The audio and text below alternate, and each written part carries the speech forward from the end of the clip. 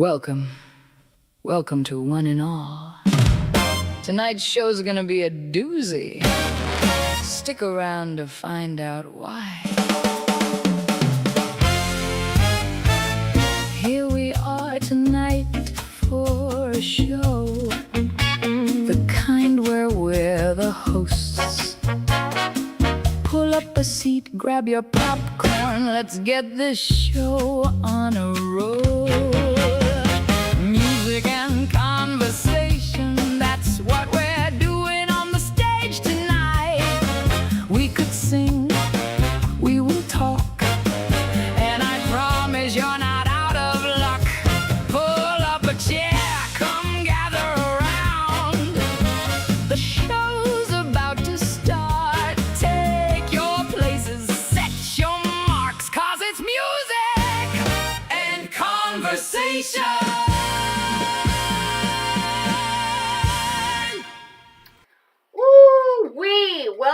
Welcome one and all to Music and Conversations. Tonight I have the Rev sitting here with me, and we're going to try and give you the best show possible. I make no guarantees. Go ahead and introduce yourself. Hi, I'm Rev. Enthusiastic. Any hoozle. We are so happy to have you all here tonight. Hopefully you can hear us perfectly fine. There's no interruptions, delays, so on and so forth and whatnot. So, I have noticed that you've been perusing the band t-shirts. Again? Yes. What would you like to tell us a little bit about that and why? I pretty much only wear concert shirts, and I am in desperate need of new said shirts. So I have been going through and putting some in a cart, trying to figure out what I wanted to get. Some I looked for with purpose, and some I stumbled across. Some you stumbled across. Yeah. Explain to me what got you interested in music in the first place. I am actually the luckiest kid on the planet when it comes to that. I'm older than dirt, but when I was little, my mom and I lived with my grandparents for a little while when I was a young type, toddler age, and back then they listened to a lot of 40s swing, Benny Goodman, Glenn Miller, Jimmy and Tommy Dorsey, Duke Ellington, the Ink Spots, things like that. I absolutely adore that music to this day. In my mind, you cannot convince me that there's a better singer than Dean Martin. Which is hilarious because I don't listen to a lot of it on the average, but definitely where my music love started. When I was about 7, my cousin moved in with us, and that would have been about 1977. So she brought in disco, and my mom and her introduced me to a lot of rock music. My mom introduced me to everything from the 50s and 60s. Right. My cousin updated me all the way to everything that was out. To the point of I'm still the biggest Boston fan you will ever find. I think their first 3 albums were absolutely perfect. There's not a bad song on any one of those. Then I started exploring into other areas of music, starting heavily with the Ramones in about 78. Speak up. Heavily into the Ramones in about 78.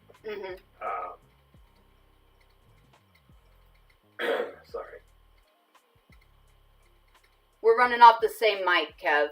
Yep. I'm just not a loud person anymore. Talk sideways into the mic, not directly. Okay. Is that better? So Boston, 78. Yeah. Ramones in 78 got me into punk music. The Clash. Talking Heads. I had already gotten a slight introduction with that, with Blondie, through my cousin, because Blondie was disco punk. Yeah, disco punk. Yeah, somehow that worked really well for a lot of people. Then MTV came out. I got into New Wave, the Talking Heads. There's not a genre of music I don't like. You do seem pretty eclectic. So that all led into heavy metal, which I am still the greatest fan of heavy metal, thrash metal, death metal, it doesn't matter. It's all good. Don't forget to project. So you're into heavy metal, thrash metal. All of that. Right. Then when I turned 18, we moved from Clovis, California to LA, Mm-hmm. trying to get our band off the ground. I took a job at the Whiskey A Go-Go as a DJ to play music in between Doing your other thing. Other bands playing. Mm-hmm. All kinds of things. So at 18, I started DJing. I turned that into a 30-year career Right. in strip clubs, nightclubs, radio stations. I've done it all. So. And here's the funny thing: you don't have the face for radio. You're boring. But yeah, I spent 30 years playing music, and in that whole time, I've been in and out of bands, writing songs, playing guitar, playing bass. Until you lost your pinky. Yeah, then I started playing bass. So the bands that you're looking, you can keep that over there. I talk loud enough as it is. The bands that you're looking up for on your T-shirts and shit, like, would you say that they have inspired or influenced your musical tastes or your way of thinking in any way? Predominantly my way of thinking. Predominantly your way of thinking. What I've been looking for as of late. First band I looked for in here was The Clash. Why? London Calling is one of the greatest albums ever made, Mm-hmm. in my personal Opinion. I wanted a Clash shirt, but I wanted the London Calling album cover on it, which I did find. Right. What about that album made it your favorite? September 20th, 1979, Penny Smith took a picture of Paul Simon, the Clash's bass player, Mm-hmm. getting ready to smash his bass on the ground. And later that year, they made that photograph that she took the cover for London Calling. Mm-hmm. And it's an iconic photo. I mean, the whole album is just art. All the way Right. through. From the cover to the lyrics to the songs on it. Amazing album. So I had to have that shirt, and I was able to find it. So I was ecstatic as a fat kid with cake. Yeah, I mean, as a former fat kid, I know the pleasures of cake. Anyways, okay, so give me a line from a song, if you can, or can you describe a feeling that you felt while listening to that album? Well, Should I Stay or Should I Go is on there. Right. London Calling is on there. London Calling sounds like a generation screaming out for somebody to listen. Mm-hmm. Should I stay or should I go is a fuck you to every situation. You know what I mean? Yeah. Whether it depicts in the song or not, that thought goes through your head. Should I stay here and deal with this bullshit, or should I just fucking leave it all and go? Yeah. Right, Okay. right. So that makes sense. So that's one of the interpretations that you got from it. That's just off this one album, yeah. What how do you feel that it's impacted you in any sense? Like, because of your issues that you have discussed with me that we're not going to say out loud, how has it stirred your emotions? How, like, did it stir your emotions? And if it did, what emotion did it stir within you? I think that album is where I started my anti-governmental issues. If you're not going to do something for the people of your country, why the fuck do you take that job? Understandable. It's kind of the same issue that I have started developing with what we're going to talk about on my other channel with the politics and stuff. Right. So we'll save it for that. But I 100% agree and understand where you're coming from on that. Sorry guys if you're experiencing a little bit of a glitch. It's because I'm lagging a bit, so I apologize. But, so since that started your journey down the anti-governmental trail, like, are there any other bands? I mean, of course, everybody knows Rage Against the Machine, so I mean, that's... I love Rage.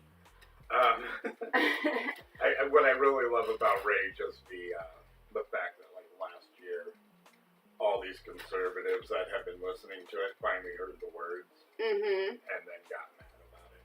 That just tickled me pink. Oh, the fact that they realized how hypocritical they have become? Or was it something else? They were like, this band shouldn't be talking about. Oh, this, that's that, where the politics shit came in. And it's like, have you ever listened to a word off of any of their albums, or do you just hear the fuck you, I won't do what you tell me?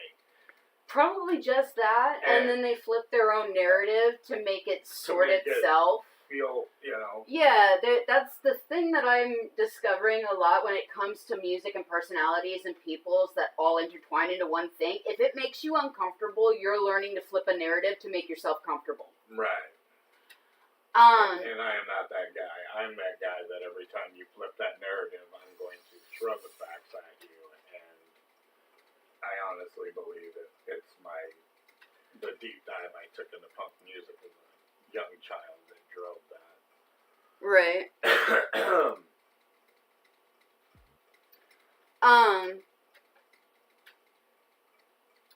Let's see. I'm going to well, no, it's already shut off, basically, but I'm not going to bother playing with that. Okay. So, I'm sorry, guys, you're losing out your little ambiance music. Anyways.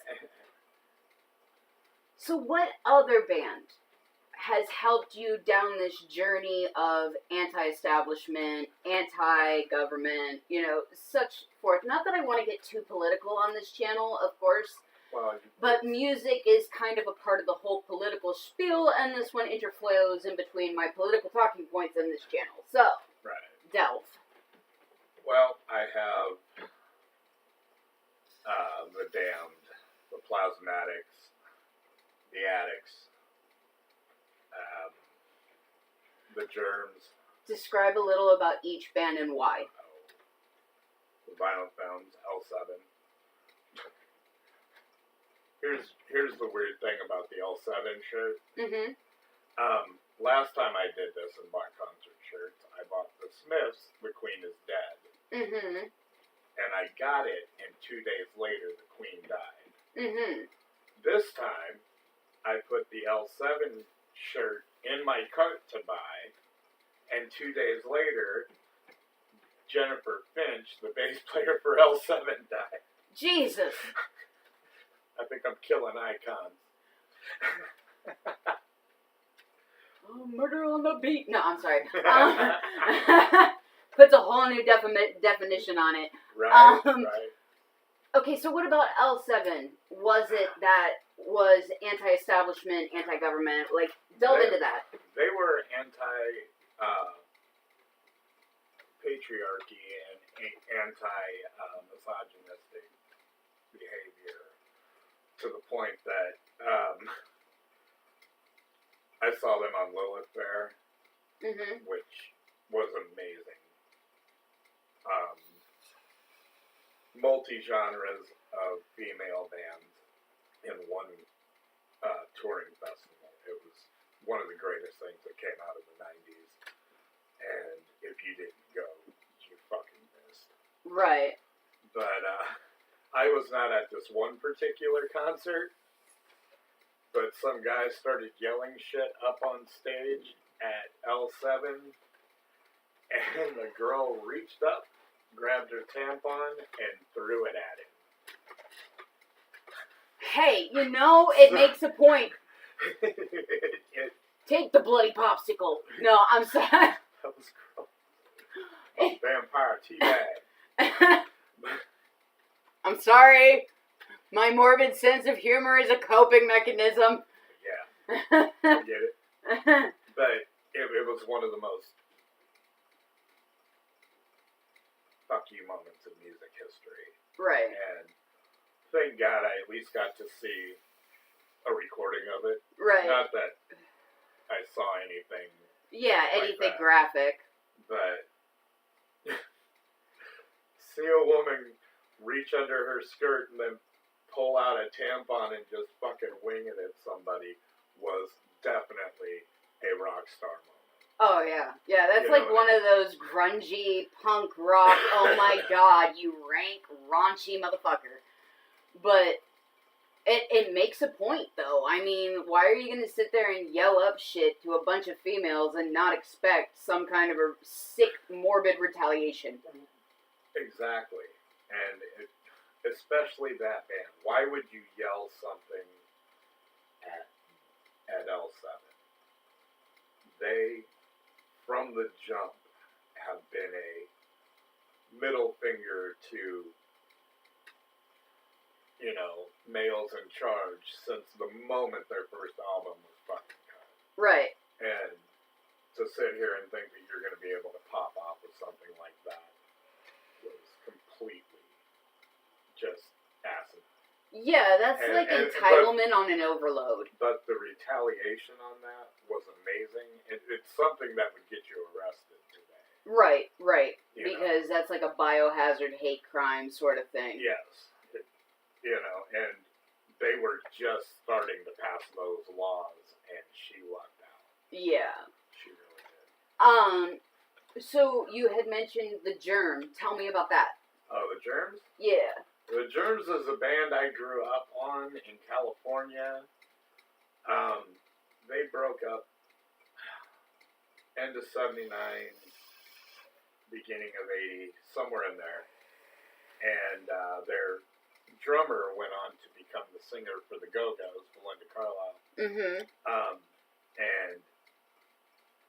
it's amazing the difference in music between the one band and the other. I mean, they both had a punk sound to them, but one was definitely better than the other. One was more anti-establishment, and the other one was more girl power. Right. But you'll never get me to say that either one was bad. And then becoming friends with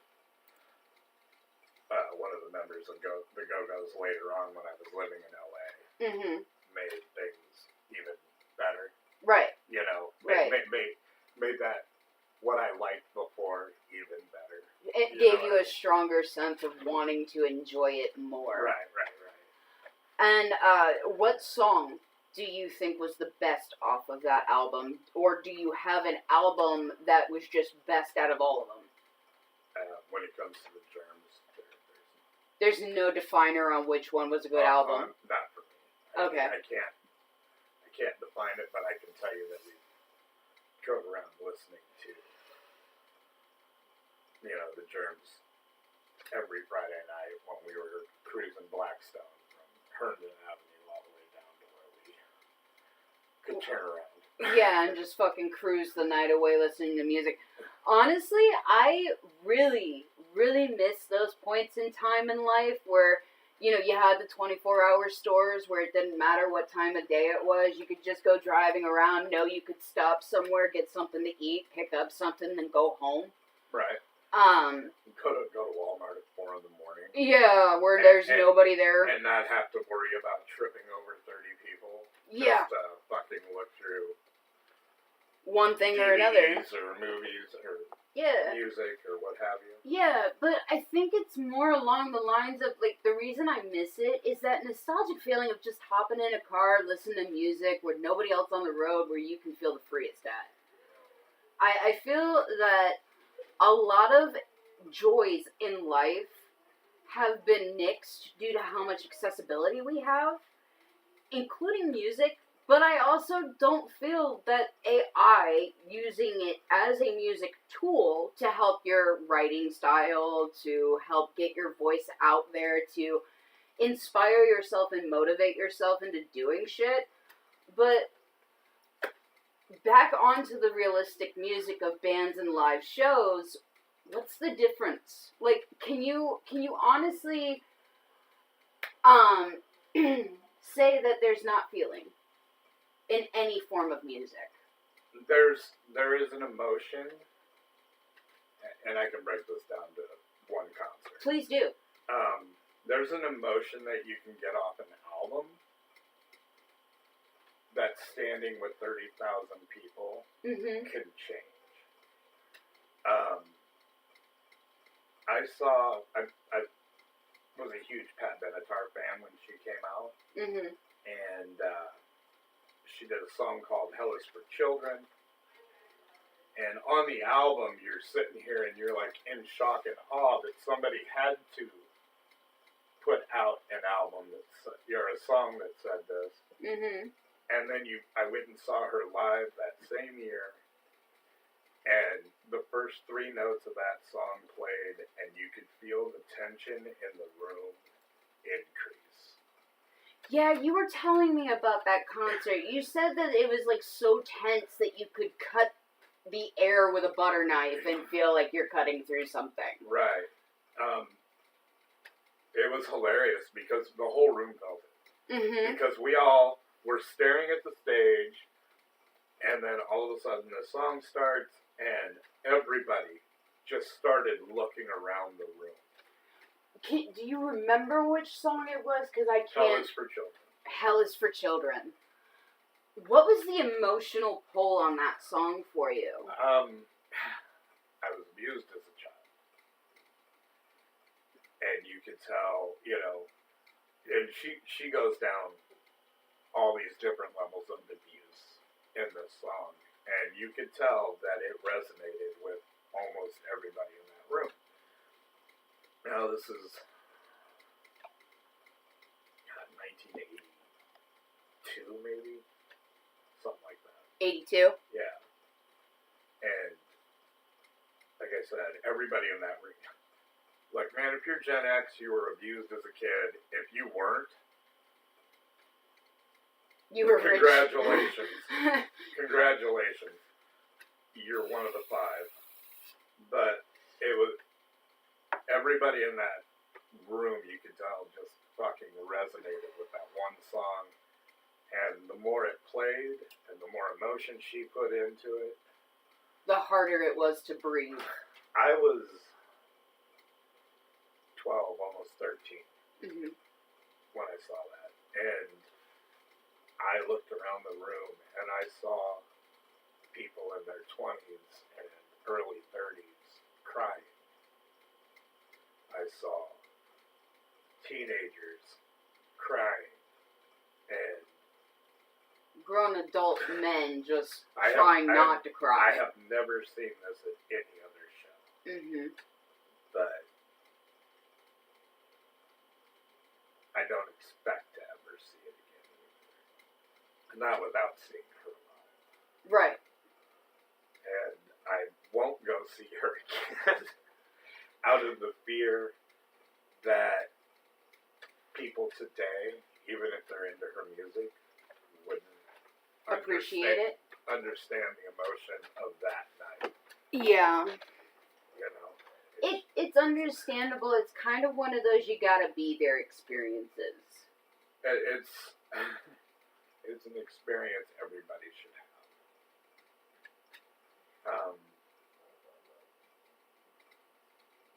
Yeah, I was going through the list and I stumbled across Violent Femmes. Literally the first weekend I was in California. We were in Monterey, California. I believe it's Guerneville. That's right across the bridge. Wouldn't know, never gone to the States, sorry. Or Guerneville or Forestville? I don't remember. Somethingville. But we're breaking out the somethings. the Violent Femmes played. We went. It was amazing.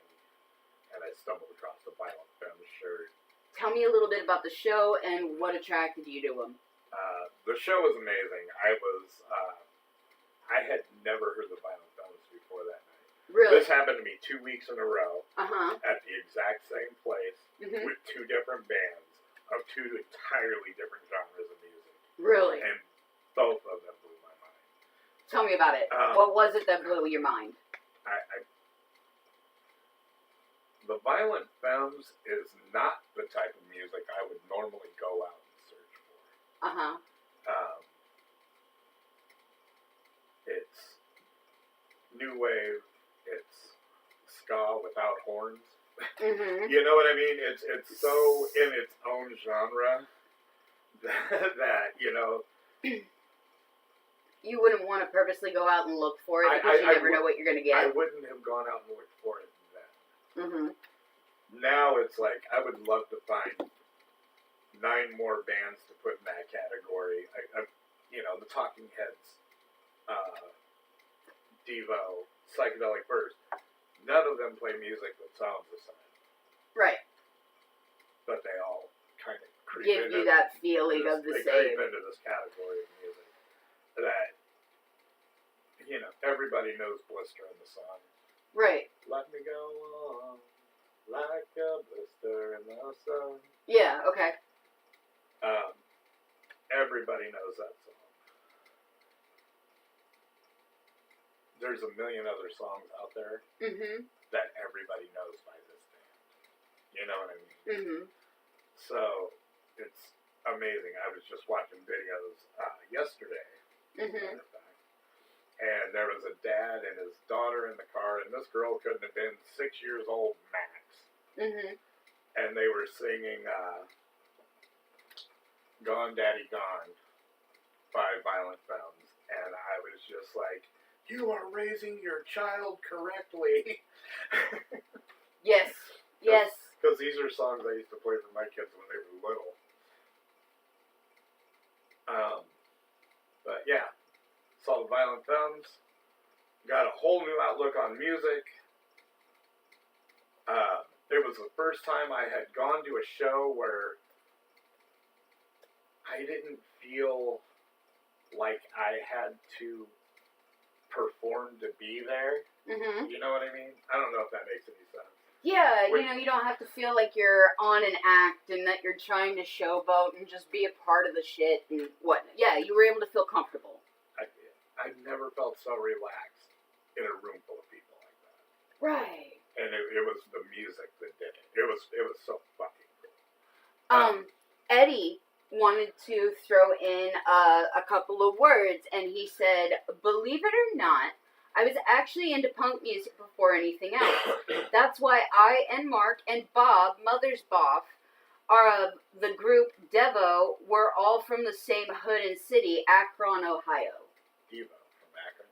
Oh, yeah. Sorry. Yeah. I'm horrible at pronouncing shit. Akron had one of the largest punk scenes outside of New York and LA. Tell me about it.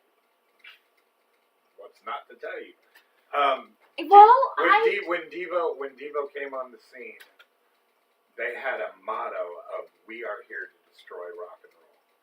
Really? How are you not going to try and pay attention to that? Honey, you know you're talking to a person who was born in the 90s and very sheltered as a child, okay? Just enlighten me and, deal with it and just, pretend. Well, it's amazing. And I had been a Devo fan since before with it. I was so irritated. Here's my greatest irritation in music, is the longer you like something that nobody knows about, it's only a matter of time before everybody finds out about it. And then it just becomes dull. And then it becomes the opening theme song for ridiculousness. Oh. And now, granted, God, I can't remember his name, singer for Devo, has made more money off of that playing because every 40-some minutes it was playing on MTV for over a decade. Oh my gosh. Because they did nothing but run that show episode after episode after episode. Right. But now he's made close to I think it was $18 million off of that. Jeez. So, I mean, to be that lucky. My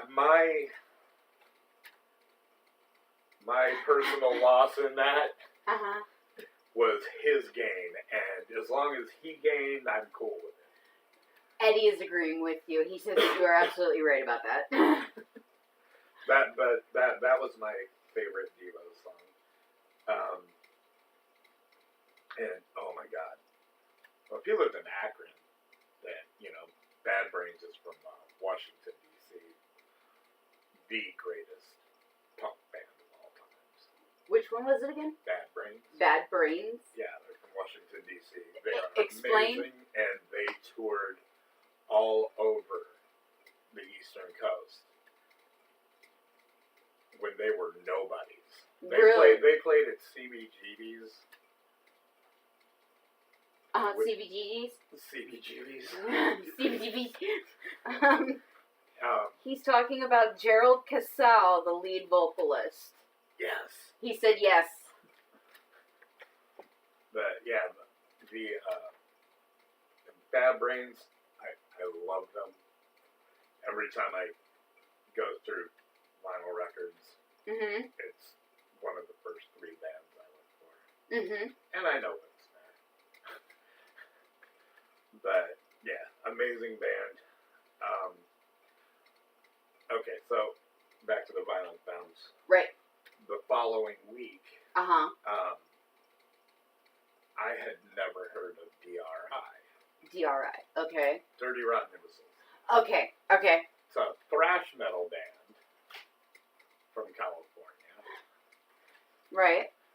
And that was my second concert in California, was the following week. And it was DRI.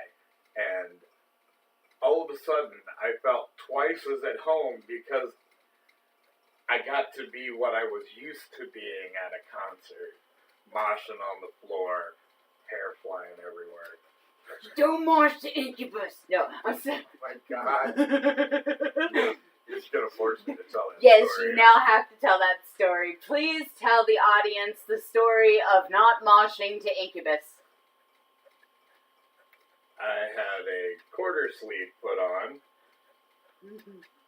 the day before I went to a rock festival. Incubus was on stage playing. They were playing Stellar, which is a very slow song. And all of a sudden, this man, twice my size, comes up and hits my arm right where I had just got the tattoo. And I turned around and I hit him right in the nose. And I started screaming at him, "You don't fucking mosh to Incubus!" And then? The next thing I hear is the singer from Incubus from the stage. "Some of our songs are hard."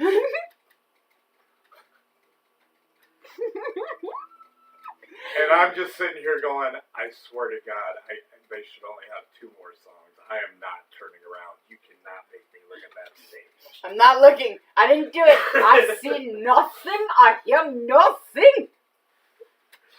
But I was bright red. I was embarrassed. The guy I had punched was bright red, but it was because his nose was bleeding. And he apologized, and I apologized to him because I'm just like, dude, I just got a tattoo. And he's like, oh, shit. I'm sorry, man. And I'm like, no. I'm sorry. I overreacted. He goes, no, you were right, man. You shouldn't be moshing the Incubus.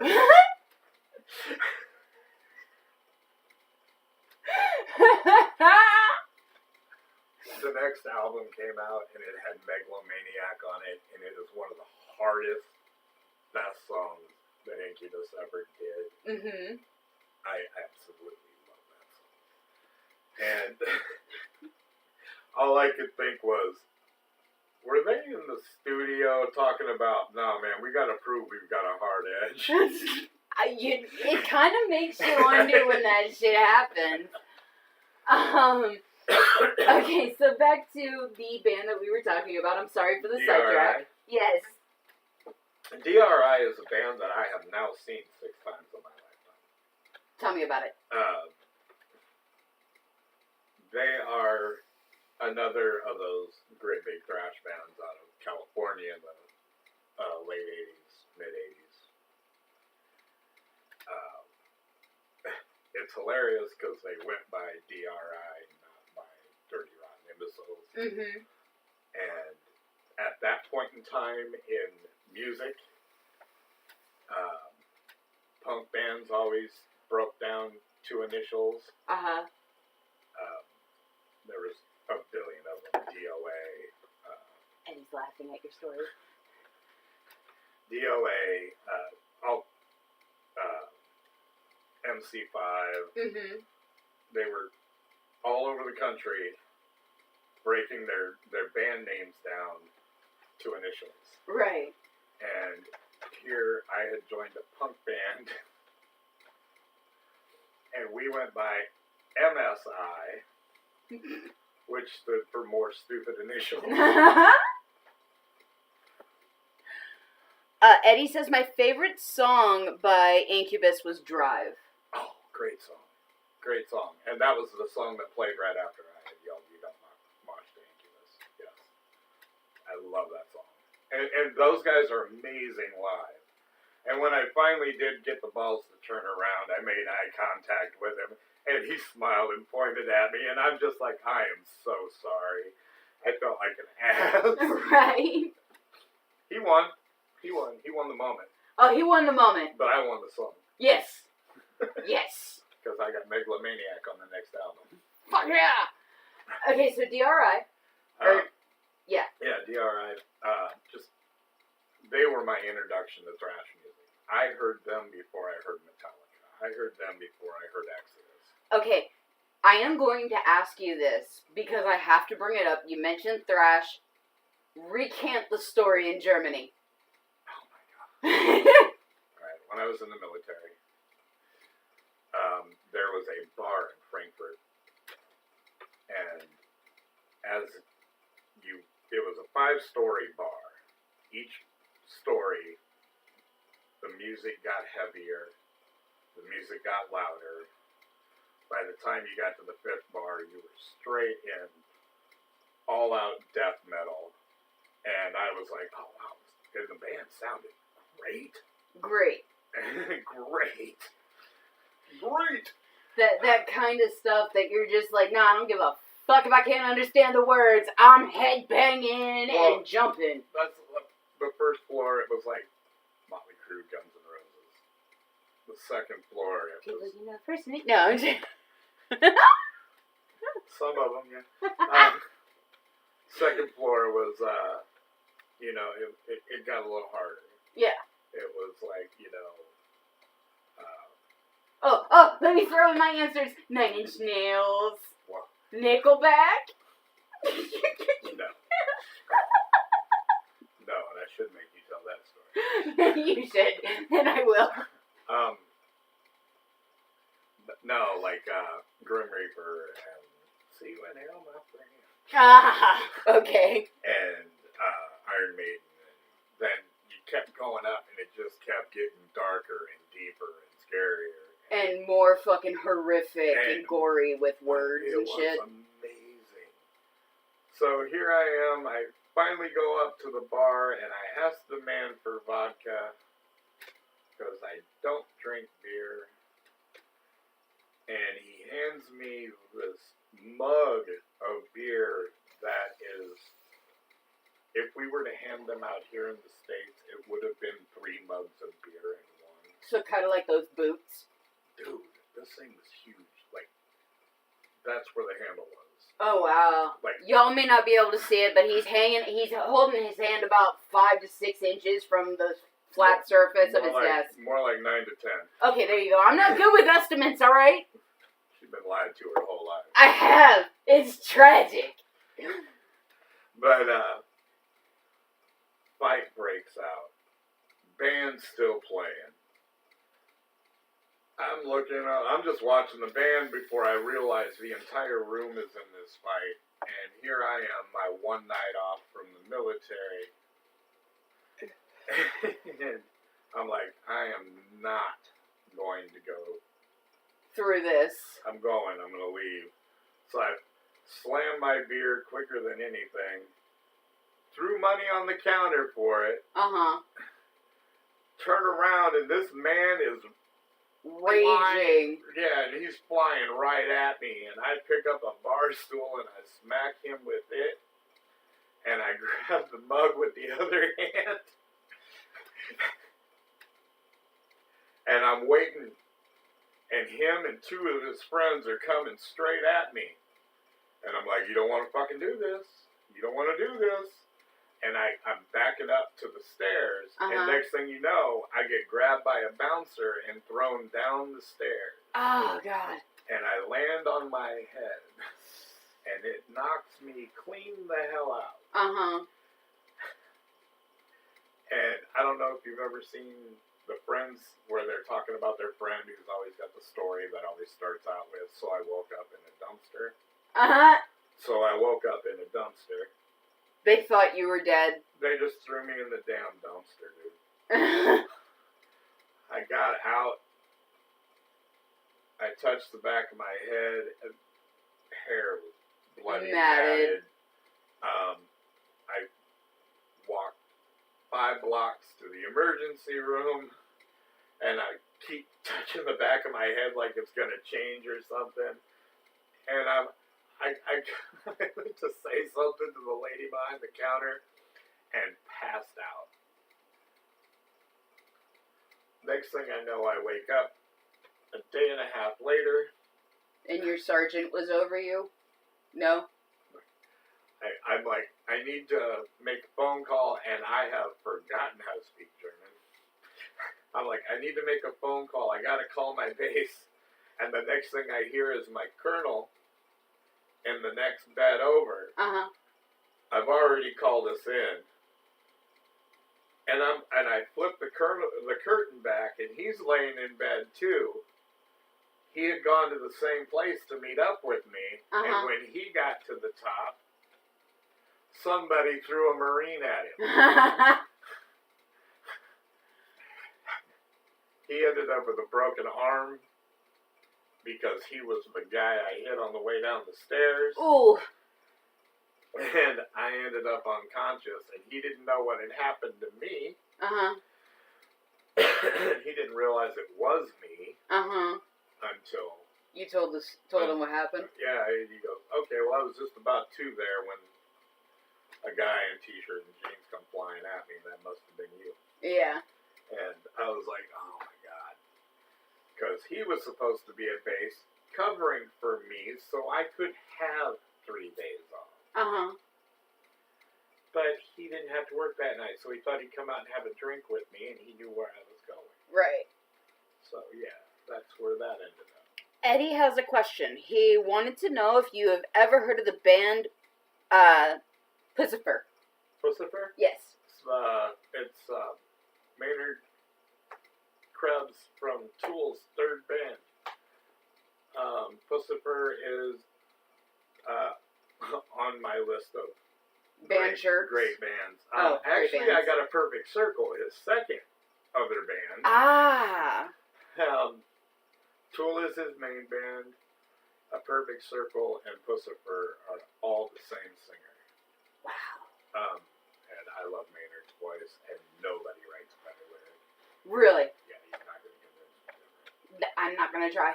I'm I'm really not. But yeah, Pussifer I love. I have a promo demo CD of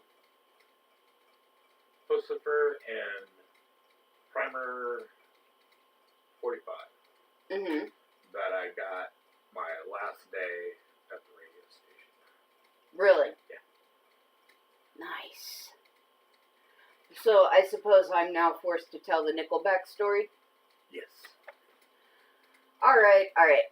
So here's the whole spiel about the Nickelback story and how it's my greatest embarrassment ever. I met Rev online in a chat site, and at that moment, while going throug't all of the horrific shit that I was dealing with, I had been watching a lot of Markiplier videos, and Markiplier happens to be a YouTuber who does a lot of video games in the horror genre, so I was just in one of those moods of recanting and being a millennial. So he had said that I was cute, and the first enactment skit that I had going through my head at the time was Markiplier going, "I'm not cute! I'm hardcore! I cut myself! I have this! I'm not cute!" And then he goes, "Oh, really? You're into heavy death metal. What's your favorite band?" And I said, 9 Inch Nails, 3 Days Grace, Nickelback, ? And then he just started laughing, and now the whole joke is that he can't look at me without mentioning Nickelback because I'm so hardcore. I'm hardcore. I'm into hardcore death metal. I'm not cute. But yeah, that's the whole Nickelback story, and Making her cuter than hell. I'm sorry that it's my superpower. Now, to get back into more of the topics, I'm pretty sure we were still stuck on DRI, or did we move on to something else? We can move on. DRI was just the first thrash metal band I got into. That's how we got into the story. Before Metallica, I think I heard Metallica 6 months later. 6 months later? After I had been to that show. Which is hilarious because Metallica had played the same place the week before the Violent Femmes. Really? Yes. When they were two nobodies. What other bands have you seen live that have made an impact on your life? Oh my god. Well, I've seen 9 Inch Nails. We're not telling that story. I've seen 9 Inch Nails twice. Alright. Every time, that's an emotional roller coaster for the room. It's almost that Pat Benatar moment. But not fully that Pat Benatar moment? But not quite, because half the people in the room get the trauma behind the song, and then the other half are into the sexual innuendo of the song. Right. Eddie, just for update preferences, earlier in the show we had talked about Pat Benatar's live performance of Hell is for Children, so that's what we're referencing back to right now. Yeah. Go ahead. Greatest concert moment of my life. I can't. And 9 Inch Nails is second to that. Yeah, it's a close second. Okay, what other band that is thrash punk or within the genre? Oh, God. I have seen... I have been completely mesmerized by Yngwie Malmsteen's guitar playing. Saw him when I was 17 years old. Literally 3 weeks after the Trilogy album came out. And I love classical guitar. Mm-hmm. And to have somebody take classical guitar and give it this metal twist did everything for me. I absolutely loved it. Mm-hmm.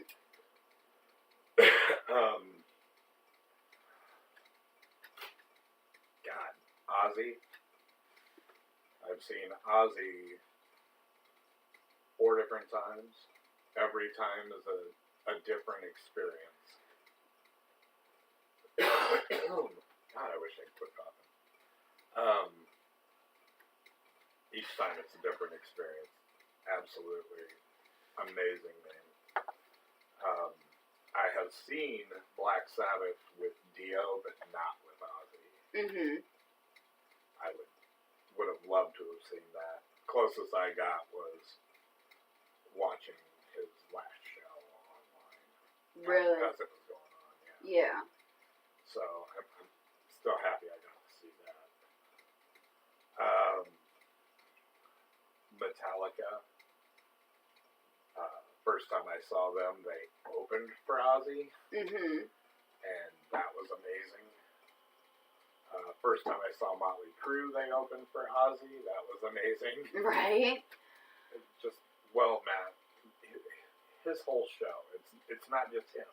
The people that he picked for openers always seem to get the crowd to a place of, we're about to go on. Yeah, And we're then at that he would- tipping point. And then he would come out and just push it the rest of the way over. Right. It was amazing.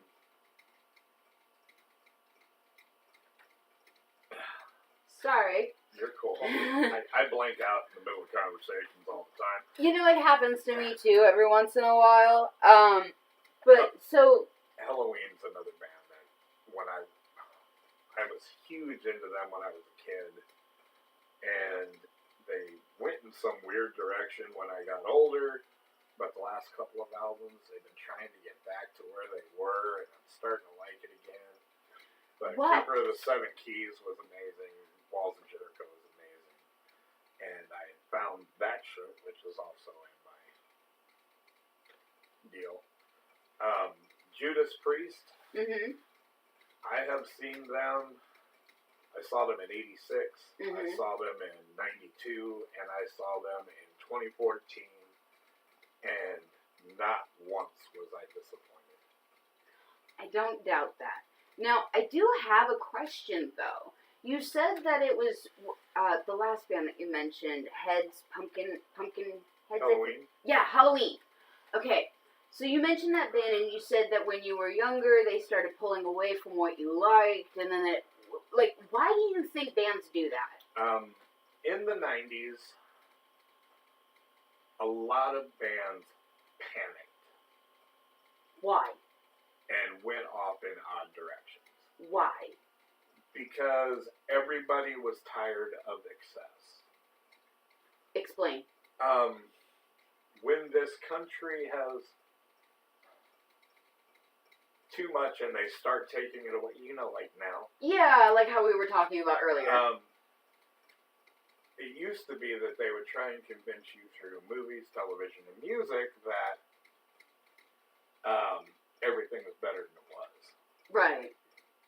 Which is cool because it gives you this false sense of things are a little better than what they are. Mm-hmm. But the 90s came along and it was, nah, y'all motherfuckers weren't paying attention. And we're not doing this anymore.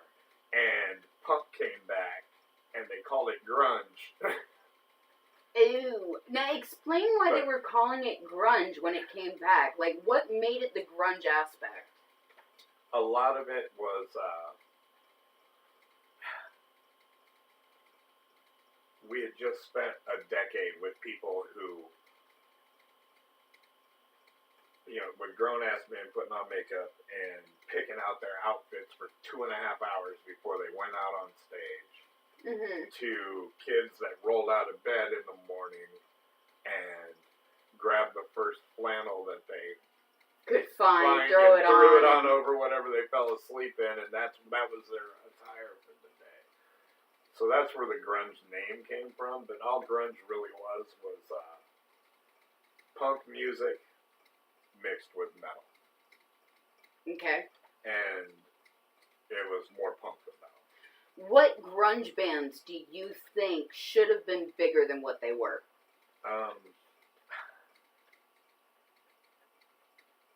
It's okay, take your time. Do.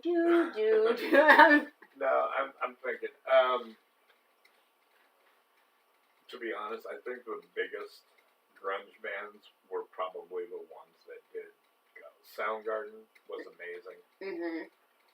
Stone Temple Pilots, to this day, is one of my favorite bands. Saw them 4 times live. I was only at one Scott Weiland's on a fucking psychotic binge show. Oh, wow. Uh-huh. Freaking out about whatever he could come up with on stage. Jeez. But out of 4, Mm-hmm. I don't know most people that have done that. Most people that have seen them multiple times Mm-hmm. ran more bad shows than good. I ran 3 good shows in a bad. So I'm not complaining. Right. Pearl Jam. When I was a kid, everybody used to say, you know, you're either a Beatles fan or an Elvis fan. And then when I was a young adult, I remember those 2 bands coming out, hitting with the same impact, Mm-hmm. and one being more talented than the other. And I that's when I started looking at my friends and going, you do realize in 20 years it's going to be you're either a Pearl Jam fan or a Nirvana fan. Right. And everybody was like, yeah, I could see that. I could see that. And I'm sitting here going, yeah, I'm a Pearl Jam fan. Right. They lyrically were amazing. Mm-hmm.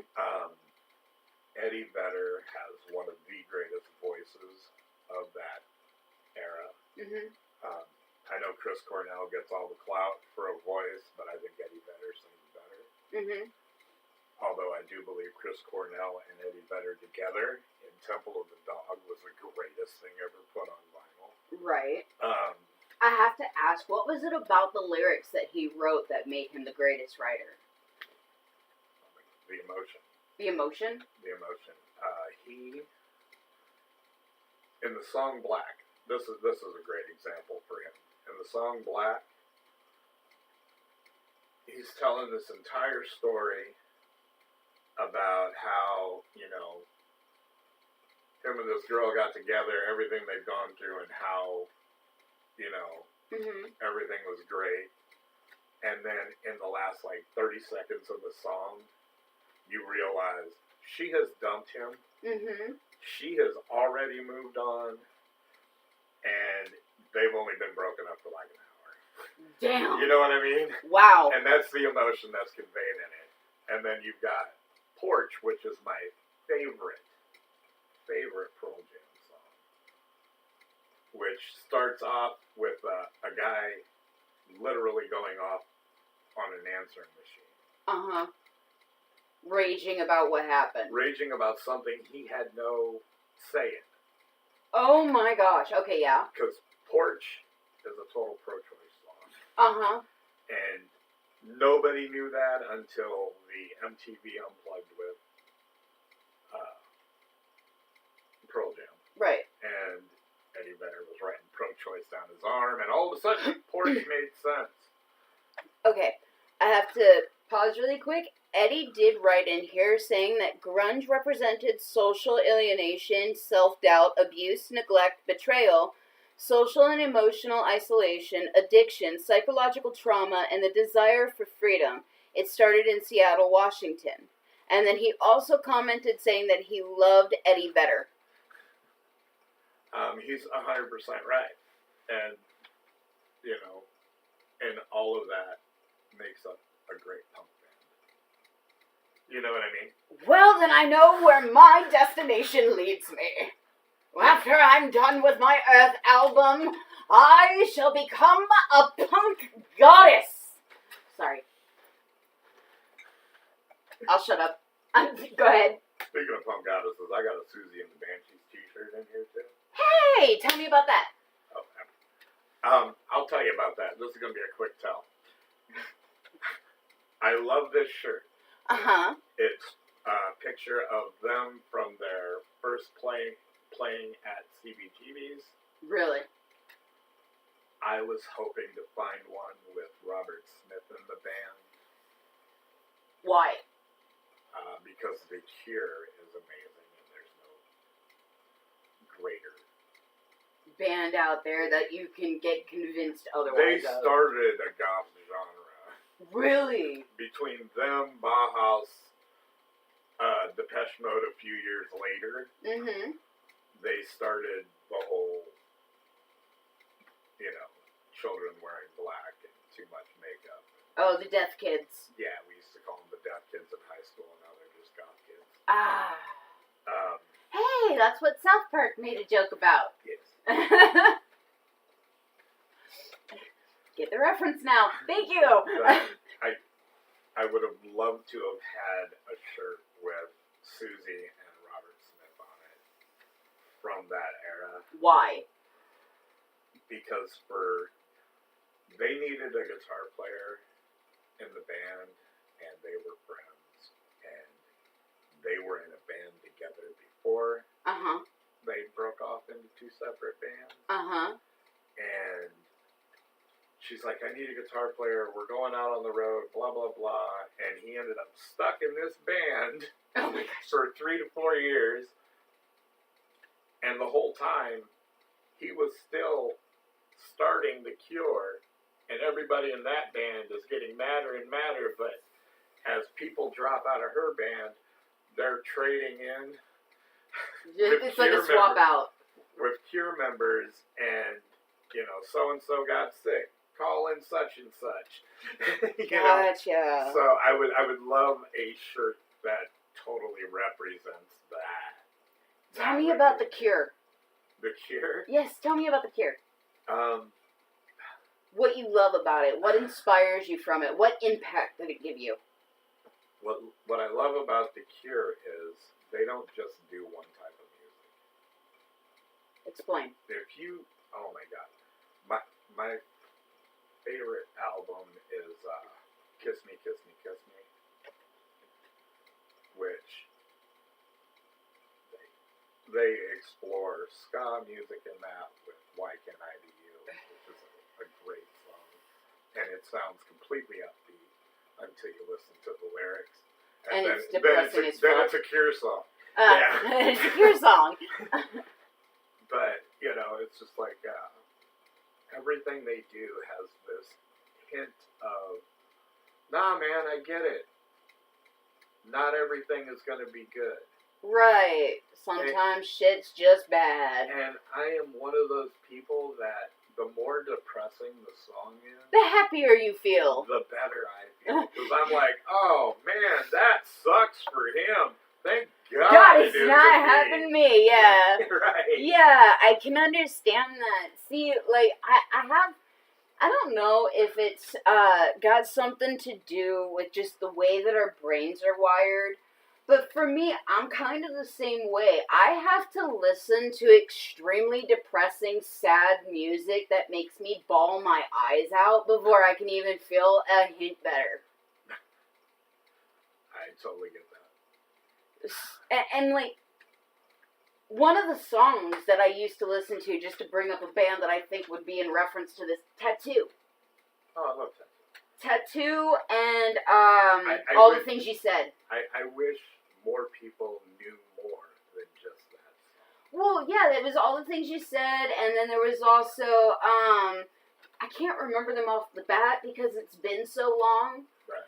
But there were so many of them that were good, that were just emotionally deep, talking, like, and even if they weren't actually going through what they were describing in the song, it was relatable due to the fact that it was talking about women coming out of the closet and getting shunned and getting treated as sexual idealizations and just sexual items of, hey, you're new, shocking, surprising, I want to experiment and watch you.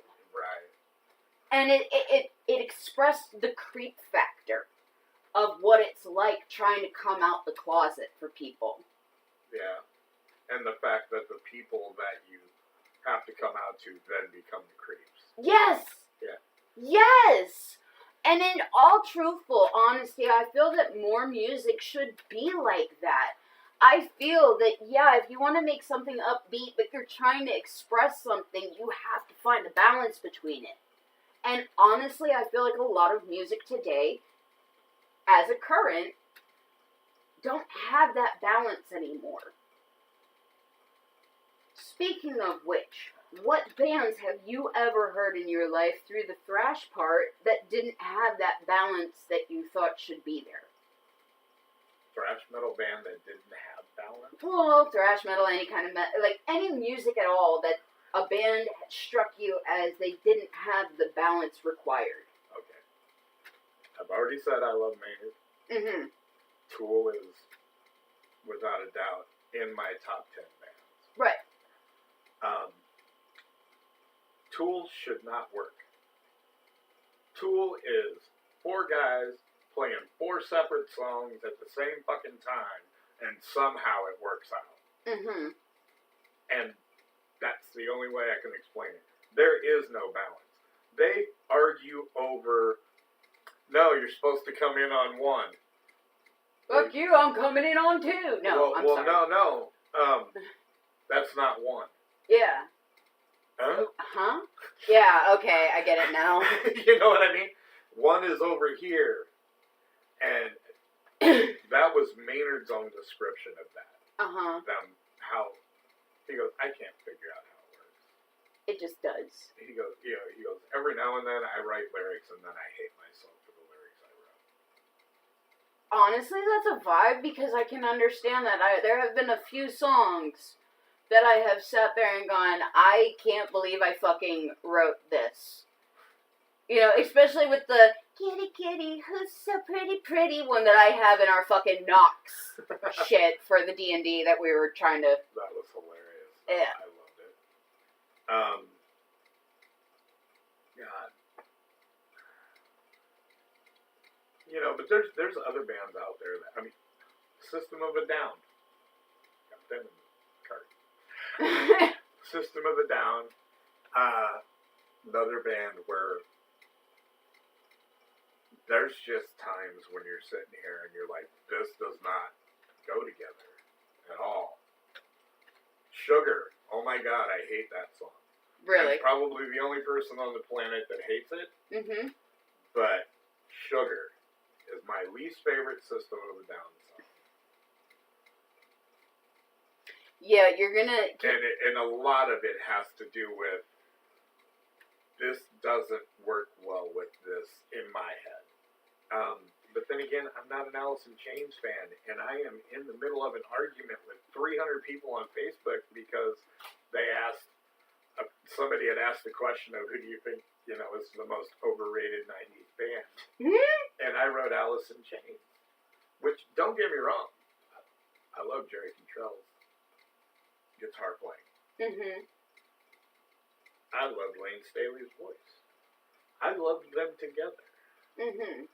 But I cannot sit down, put in Alice in Chains in the CD player, and listen to it all the way through. from start to finish. No, dude, after 2 songs, I'm out. Explain why. I don't know. It just... Doesn't hit you right? It rubs me in this direction of, ugh. Wow. And... Would you say that that's the only album that's done that to you? Multiple albums. Most of them seem to be Alice in Chains albums. I don't know why. And I am in an area of the world where Alice in Chains was the grunge band above all grunge bands. Yeah. Everybody here loved Alice in Chains. Agreed. Except me. Okay. I barely heard any music from them when I was growing up in Florida and the boonies and all the fucking ding ding ding ding ding ding ding.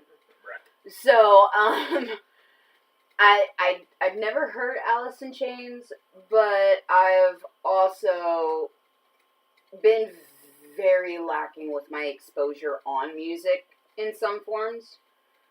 And you said sugar, so the only thing that came to my mind when you said that and talking about Alice in Chains was sugar, bum bum bum bum bum bum. Oh, honey, honey. No. So No, this is where my mind goes. No. Sugar. Damn. Okay. Sugar. Can't do it. Chop suey, it took me forever to like. Oh, really? Which is, their other great, big, huge hit. Okay. Explain why it took you forever to like it. The music didn't match the lyrics. Didn't match the whole vibe of the song. The song starts out going this direction, then goes this direction. But then they came out with BYOB. And it was the perfect combination of everything I wasn't getting from them before.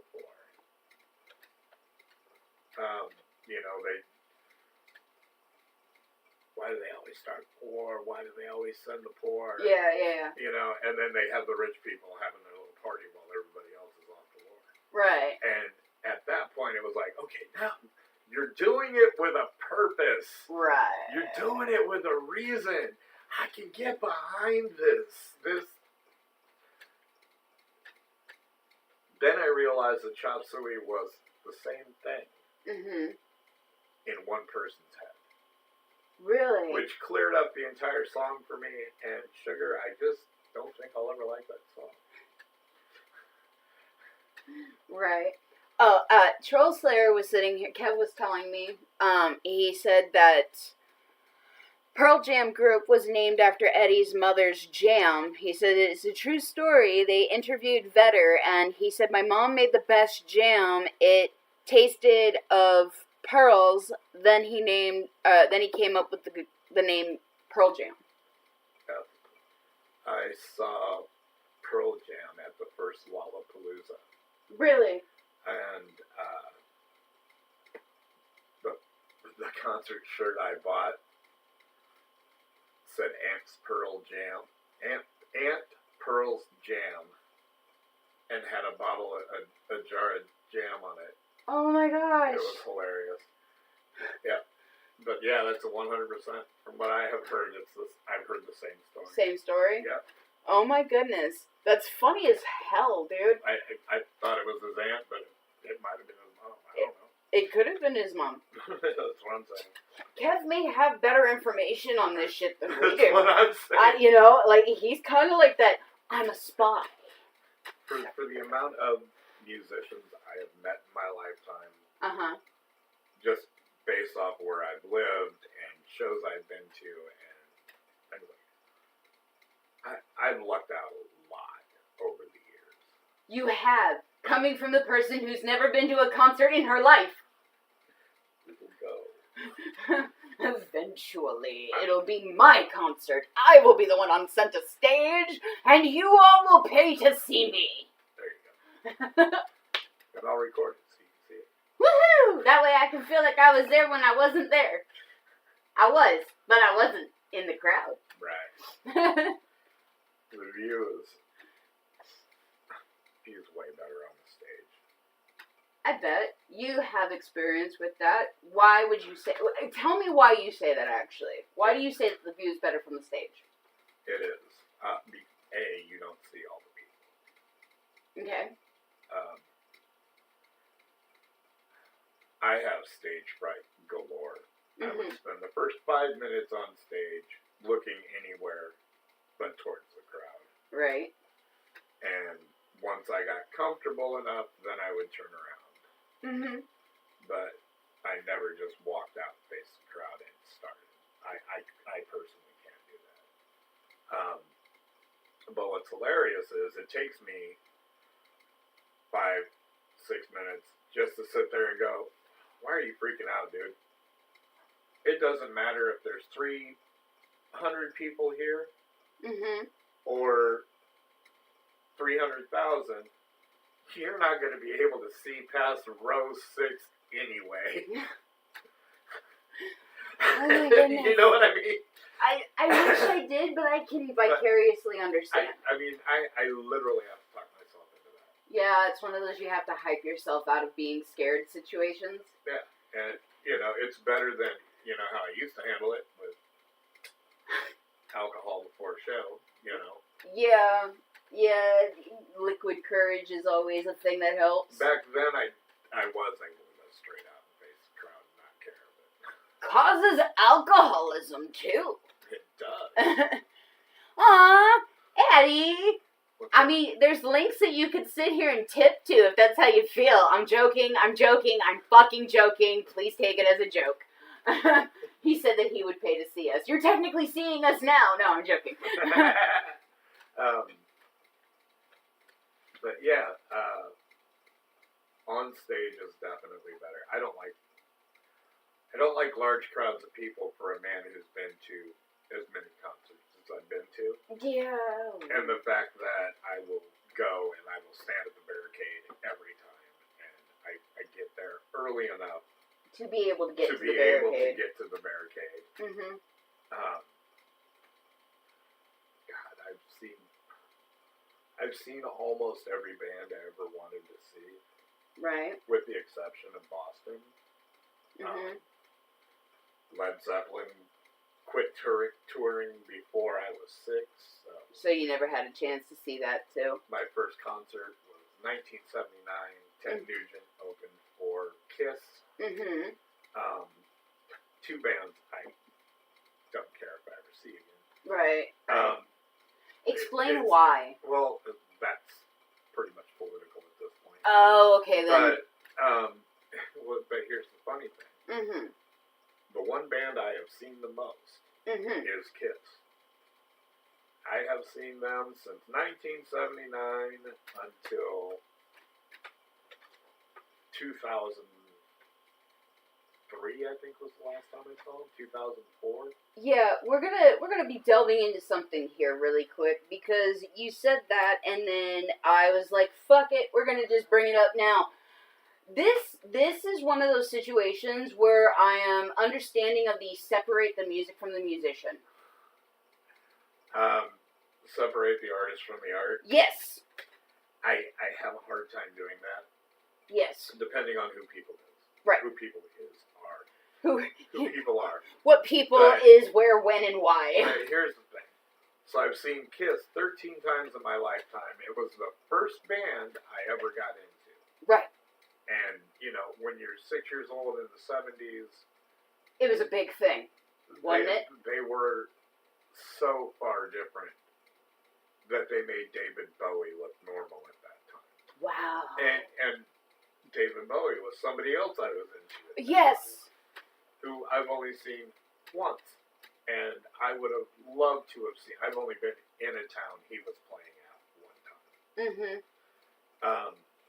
Saw the Glass Spider tour at the Hollywood Bowl, and it was amazing. But I've seen Kiss 13 times, and I've seen Ted Nugent 11 times. Now here's the funny thing. Every time I've seen Ted Nugent, he was opening for Kiss.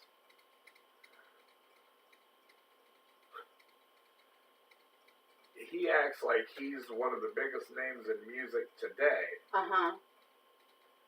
And yes, I know he has headline shows. Right. But from the 70s Mm-hmm. to the 2000s, Right. every time I saw him, he was just an opening act. So, Kind of makes you wonder. and he was one of those reasons I had debated going to the last few shows. He did a thing here in town years ago. I didn't know how he was back then. Mm-hmm. With the radio station, and they set up this go hunting with Ted Nugent. And I don't know if y'all know, but I'm a bow hunter too. But but so is Ted. I was like, that would be cool. Mm-hmm. So I paid $3,000 to go bow hunting with an asshole. This And- kind of and- brings up that whole hunting incident with one of the President, former presidents we had. Dick Cheney? Yeah. Yeah, we should have had one of them moments. The guy was a total ass. He talked as if, Everybody was beneath him? like everybody didn't know what they were doing that went on this. Tried talking down to all of us the entire time. And then I watched two guys just sit there and kiss his ass the entire time, and the more he talked, the further I fell behind the group. Oh my goodness. And just said, fuck it, I'm going hunting. Do you feel like that's just like a sense of entitlement due to the persona that they wear as the idol that they perceive themselves as?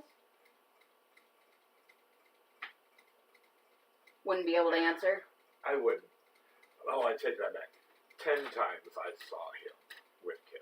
Mm-hmm. One time I saw him with... He was in damn Yankees. Mm-hmm. But they were still the opening act. Oh my goodness.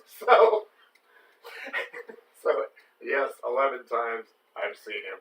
Every time he's been an opener. Damn. And never do I ever care to see him do anything again. What is one band that you hope to see before they never tour again? Oh, that. Before Chester died, it would have been Linkin Park. That is a sad case, yes. And Yes. that's another one I have not got to see that I would have loved to have seen. Before, yeah. But I'm cool with the new singer. I would still go. Oh, yeah. I think she does great. Do you understand why people are so pissed off about it and why...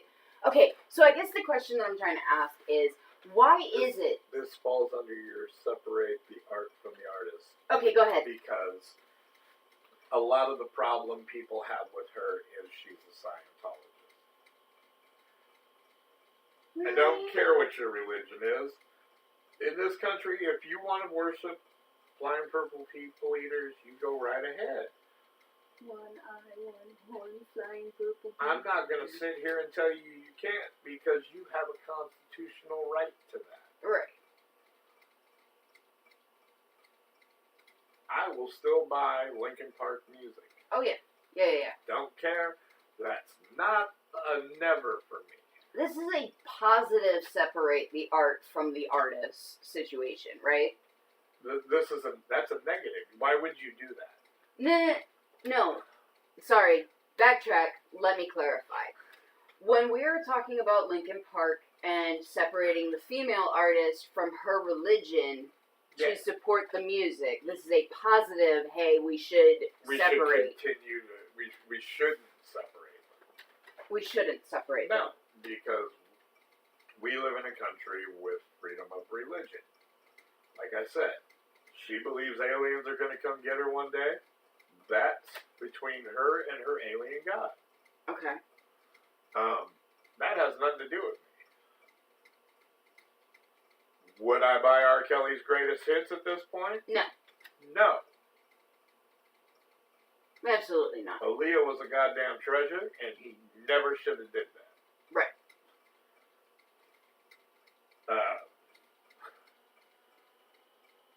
Puff Daddy, we were talking about Missing You the other day and how, I have played that for people at funerals and how I can't bring myself to do that anymore after finding out the type of person he is.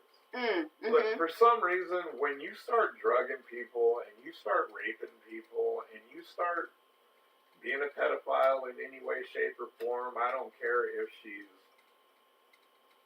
in high school or not. High school does not mean that she's available. Agreed. If she's 18 in high school, Still not available. dude, she's still not available. Yes, we kind of went on to a political tangent here, but this Right. needs to be fucking said. But, yeah, I just, and don't get me wrong. Like I was telling you the other day, when Bump and Grind came out, Man, that song was on the radio every 2.5 minutes. I sang along with it. I got laid because I sang it. Right. I'm not going to sit here and say that I didn't have good experiences to R. Kelly music. Right. When the remix came out for, oh my God, Ignition, Mm-hmm. I was playing that in clubs every night. I have 1,000 good memories from that. Right. Do I need to buy another R. Kelly album and put money on the books of a pedophile to be able to remember those memories? Or can I play another song from that same time frame? Rather play another song from that same time frame. That's what I'm saying.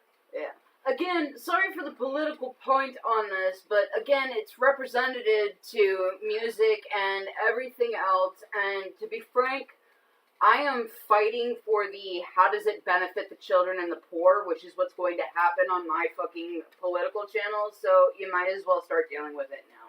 Right. Well, you can't talk music and not talk political. We already went over that with Rage Against the Machine. It's just not possible. Too many bands sing about political issues. Mm-hmm. If they didn't, none of this shit would be fixing. none of them would ever tell a story worth listening to. Right. Don't get me wrong. Luther Vandross, one of the greatest voices of our time, made an entire career without being political. Right. Marvin Gaye? Did the same? No. No. Had the same kind of voice, but had no problem asking what's going on. Okay. So, had the same kind of voice, did the same kind of music, Mm-hmm. but every now and then would drop this political bomb on it. Whenever it was a topic that needed to be discussed. Right. Okay. And even... Thank you, Troll. Thank you, Kev. Sorry, I didn't mean to call you Troll. I'm kind of spacing. Go ahead. But even all that going on, you know, Mm-hmm. he made it about everybody that listened to him, Right. not just writing baby making music, Right. which he was also good at. You know, so I have no problems. I would honestly have to say, if I'm going to contribute anything to this conversation, I feel that the radio waves are flooded with nothing but baby making music, and it needs to be sparse. I think every time a new female artist comes on the scene, Mm-hmm. that there's this underlying thing of you need to be dirtier than the last bitch. I don't get that. You know, and it all started with my neck, my back, Yeah, Missy Elliott. which, don't get me wrong, She's great. these are, Missy's amazing. Missy can do no wrong. But my neck, my back, WAP. You see what I'm saying? Yeah. It's like they have painted themselves into this little Kim corner, which, don't get me wrong, I know she doesn't do that now, but... When she did it before. But when she did it before, she did it great. Mm-hmm. And these are all good songs, and somebody has to make them, but they shouldn't define the artist, and that's the problem. When your milkshakes bring all the boys to the yard, and nobody hears from you again, Uh-huh. that's when it's detrimental to you. Okay. Hold on a second. We got Eddie trying to tell us something, and I feel that we should read it out. Go for it. First part of his message says, "You might hate me for this, but I gotta say it when it comes to R. Kelly. I hate what he did to those women. It was horrible, and he deserves to be locked away for life. However, ... we're waiting for the next part. Okay. Next part. When it comes to his music, I love it. It's timeless. And the victims should be able to collect from his catalog. Now see, if they were sending the money to his victims, then yes, I would be all for listening to it. But from as far as I know, it's going on his books, not towards the victims. Yeah, I think everything that he was paying off was sold off when he went to jail, and they got whatever they got out of that. Now, if he still owes them money and that's where it's going, Hell yeah.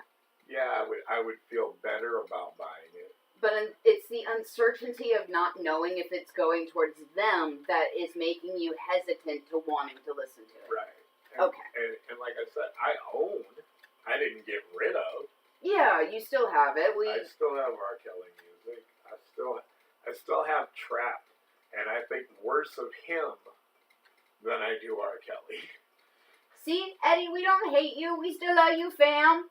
No, I totally wanted to drag Eddie in on this conversation when we were both on a mic. Oh, hey, do you want me to try and set up a collab while we're on here and get him into this? I mean, I could honestly just have him on a voice call with Facebook and bring him in here. Eddie, did you want to hop in here and talk? He said no, it's going to his daughter. Oh, is it going to his daughter? That's a little better. Yeah, I'd rather support the child than support the file. I'm sorry. That was a run-on. I'm sorry. Eddie, did you wanna come in and talk about this? I can get you on a Facebook. He said sure. Give me 2 seconds, because at this point I gotta turn my speaker back on. And I may lag out. So fair warning, if I crash now, do know that once Eddie is into the video, I will do the live stream again. So keep up, pay attention, like, subscribe, hit the notification button, don't ever miss a second. Did you like that? Did you like that? That was slick, huh? Yeah, you worked that right in there like nobody was going to do that. I don't know. I don't know if they're going but to. to finish off the original question, Avicii would have been another one that I would have loved to have seen before he passed. As far as people who I still can see, I want to see Ginger. I want to see Sleep Token, Spirit Box. I haven't got to see Ministry yet, and I've been a Ministry fan since Psalm 69 in the 80s when they came out, and they're putting out their last album and going on a farewell tour. Oh no. So Oh no. that's kind of how I feel. Sorry. Right? Eddie, give me 2 seconds. I just got into Facebook and I gotta give you the call-in. So you're gonna hear him talking, but you won't hear me calling. And once I get you in, I will have my desktop feed for your voice playing through this. So give me 2 seconds.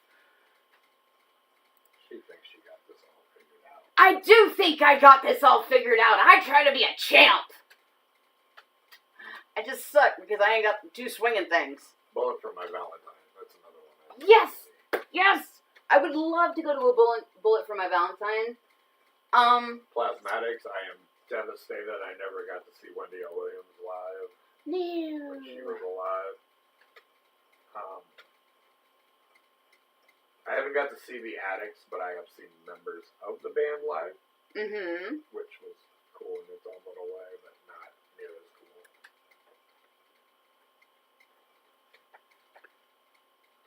There's a love for microphone access.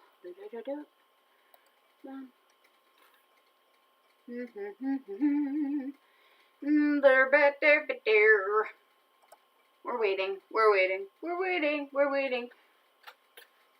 I'm late for a very important date. Hello. No time to say hello, goodbye. I'm late. Sorry. You're so great. I am certifiably. There is no going back. It was given to me as a prognosis by the government. I'm not allowed to be by people. This is why.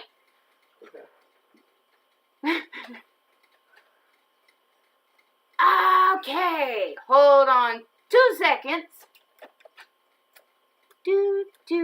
Alright, say something. Can you hear me? Yes, Yeah. we can hear you. Can you hear me okay? Yep, we can hear you okay. Now hold on 2 seconds, because I got to get Okay, you. can you hear me? Yes, We can hear you. we can hear you. Because I turned the TV down. Okay, because I turned the TV down, Yeah, we but can hear we you. I didn't had to get you have any feedback. on the desktop audio through my Streamlabs to be able to, for the chat and everybody viewing us to hear you. Okay. Now, what I was saying about R. Kelly Mm-hmm. was, when it comes to what he did, I can't stand him for what he did. He deserves to be locked up for life. But when it comes to his music, I love his music, and I gotta hand it to you. When we go to the bowling alley with the boys, Mm-hmm. I might be the only. Well, there's a couple black people that comes in there every now and then, but that's basically it. Okay, and everybody else in there, I'll put it like this: you put me on a white piece of paper, put a dot in there, and that's me. Sounds like Actually, add a few more dots. But the owner of the bowling alley, is a huge R. Kelly fan, and he loves country music, but he loves R. Kelly. And when I go in there, about half hour after I'm in there, the first song he puts on is "Flirt." He loves that song. I'm a flirt. That's the first song, and then he puts on "Ignition." I mean, "Trapped in the Closet." You name it, he puts it on. Go ahead. And I've always loved his music, but I always knew that there was something about him that was off. And I think the first one was when I heard he was married to Alea. Yeah. That really threw, because she was only 15 at the time. And like So I said, that really he threw is a me off. treasure that never should be touched, or never should have been touched. Quick Right, little that's intro irreplaceable. to something really quick. I just wanted to alert the chat that if you are hearing Eddie echo, it's because he is on a loudspeaker. He is coming through the desktop audio, but it's very difficult for me to keep track of when Rev is going to speak, and I don't want to cut the both of them off, so I apologize already for that echo. Go ahead. So, I've been in the music business for over 40 years. Okay. And I've worked with people such as Midnight Star, Atlantic Star, Heatwave, my family band, Zapp and Roger, um, and so many others, Cameo, Larry Blackman, all these guys. And I've worked at the Hit Factory in New Jersey.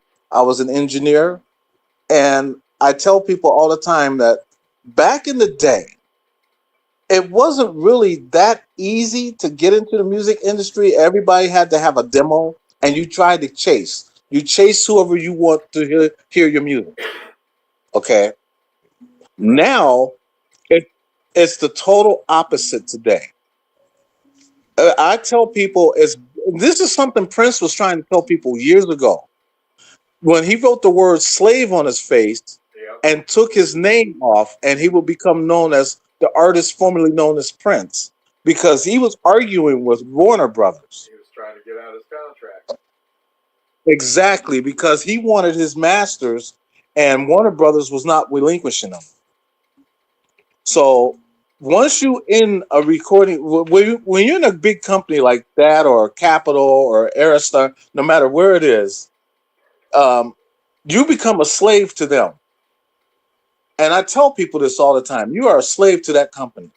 So you have to put out, let's say, for an example, me and you, Rev, we formed a band, and we decided, let's do a demo. So we do a demo. The first thing you want to do is you want to shop it around, not just stick with one place. You want to shop it around to 10 different places. Okay. Then somebody picks up your demo. Right. They like what they heard. They bring you into the company and they sit you down and they tell you this contract. Do you see the contract? Now, this is the first mistake that a lot of people make. Instead of reading the contract, they just go on ahead and sign their name. Yep. And see, the company does that to you. They don't want you to read the contract. They just want you to sign your name. Oh, and if you can read Okay. it, you really get mad. Exactly. Because you got to understand something. Once you have that contract and you sign your name, they're going to give you some front money up front. That's maybe anywhere from $250,000 to $4 million. Manny, stop. However, Please. with that money, hold on 1 second. Okay, man, you gotta go take a time out, buddy. Come on, let's go take time out. Come on. I'm sorry, my son was starting. He's pestering his brother. I'll give you something to drink as soon as you go take time out. Go take time out. Come on. You are perfectly fine, Eddie. We are never going to get mad at you for handling what you need to Oh, he's handle hitting with your Tony. kids. He's doing his regular. He's hitting Tony. Good job, Manny. Good job, buddy. Just take a little time out, then you can come back down. Daddy, get you something to drink, buddy. Welcome, Fancy. Okay. We're happy to see you. Jen says hi, babe. But you, Jen is sick. oh, Oh. well, we hope she gets Yeah, well. she has an upper respiratory infection. Oh my goodness. Oh, upper respiratory infections. Tell her to sit over a pot of boiling water with her face hidden, like over the water, with it boiling up through her nostrils and on her face, with a towel over her head, because that'll help clear a lot of it out. She can do the same thing. She Oh can yeah, do the same but thing. believe me, She's she's standing in doing the it shower all. too. She just got out of the shower right now. There you She go. just got out of She's the smarter tub. than I am. Hey, she's right on top of the ball. Yeah, Eddie, I made Yes. Uh-huh. I made $3 million by the time I was 19 to be sued for almost all of it by Capitol Records by the time I was 21. I was gonna mention Capitol. They are some shysters. They're the worst. Yes, they are. They make you. They are shysters. Yes, they do. Yes, they do. And I couldn't stand. See, here's the thing. I worked with Capitol. There was a couple acts that would do their stuff at Capitol Records, and I think I was there maybe 4 years, and I worked with a few acts. And let me tell you something. They did not treat their people good at all. They didn't. They didn't treat me good. I know that. That's one of the reasons why I got out of there. Because when you're an engineer and you're helping people get their stuff out there, their product, the first thing you want to do is you got to listen to all them tracks, okay? And when you're in there, there's times that you're going to be in there from 16 to 18 hours a day. Right. Your whole day is spent in a studio. Okay, you got to listen to the stuff. You find something, got to get rid of it, play it back. You find something else, something's not there, you got to add to it. If somebody's vocals might be a little bit off, you have to really pay attention to it. And so that was my job. It was to listen. And the mixing board was amazing. As a matter of fact, I have a small mixing board here. It's in our garage, as a matter of fact. And but let me get back to the contract. I just threw myself off. So anyway, back to the contract though. When you get that contract, okay, they're gonna front you money. They always do. Anywhere from $1 million to, let's say, $4 million. But out of that money, you got to find you got to pay for your own studio time, and it's from whoever they choose, not your choice, their choice. Okay, so you got to pay for your studio time. You also have to pay for your promotion. You got to pay for that, not the company. Right. That's why they're giving you this money, because they're basically getting the money back. I'm sorry. I have a little sarcastic quip. The funny thing is they don't tell you that. Exactly. They're not going to tell you that. And then And see, here's the thing: you're it's the in the bad guy. contract, right? It's in the contract, and that's why they just want you to hurry up and sign it. You're not allowed to sit there and try to read it. No, they want you to just put your name on there, and then they're going to cut you that big check, and you're off. So it's All the basically the promoting and company stuff is is on entrapping you. you. Well, that's the entire Huh. record business. Really? Yeah. Oh, it's all in Yeah, yeah, They got mad at us because I kept telling them, no, this says you own the masters. I paid for this. We already had our album done when they approached us. mm-hmm. We just didn't have a press, and we didn't have it, a way to send it to market yet. Don't think I don't know how to do Right. it now. So back Right. towards more of the conversation towards the separating the artist from the music. Eddie, what's your Right. opinion about that? So, well, see, when you can separate the artist from the music, and that's really easy. It's like having two personas. The thing is, when you separate the two, you have to really know it's you. And what I mean by that is, let's say, for an example, you're writing this love song about anybody. It could be about you, what you're doing to her, and this, that, and the other. Right. But you're far from that type of person. So you're writing based on an illusion, based on what you know is going to sell, because you don't do none of this stuff yourself. Right, but when that boundary and that border is crossed, how are you able to do that? See, By just simply being you.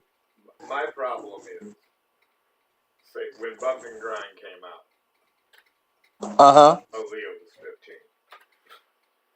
15. Yes, she was 15 years old. And you know it was written at that time frame.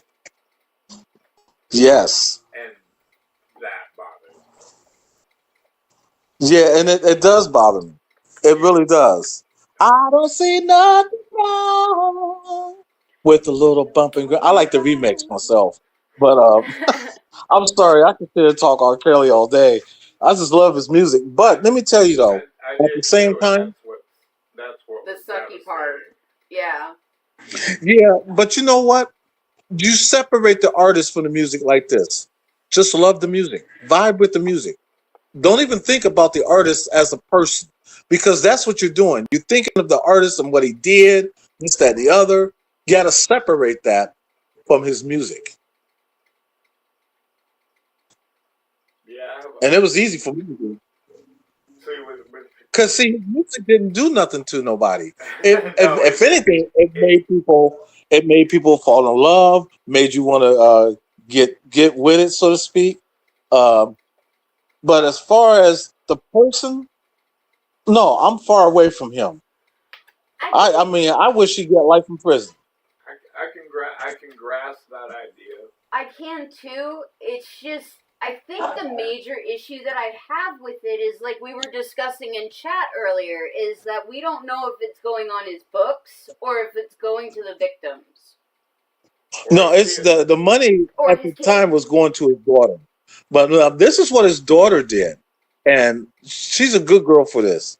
She wanted to split the money with the victims. Well, see, that I can get behind. But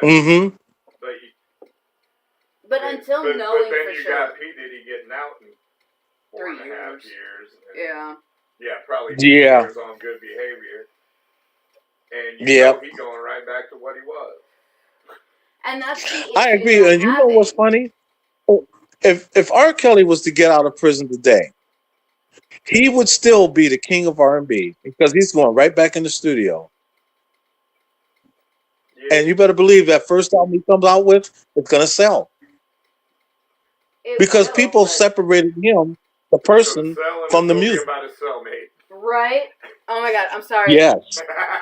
I'm sorry, that was morbid. It's going to be about him. Hilarious. Yeah, it would. But you're right. You're right. It's going to be about him. what about him being locked up.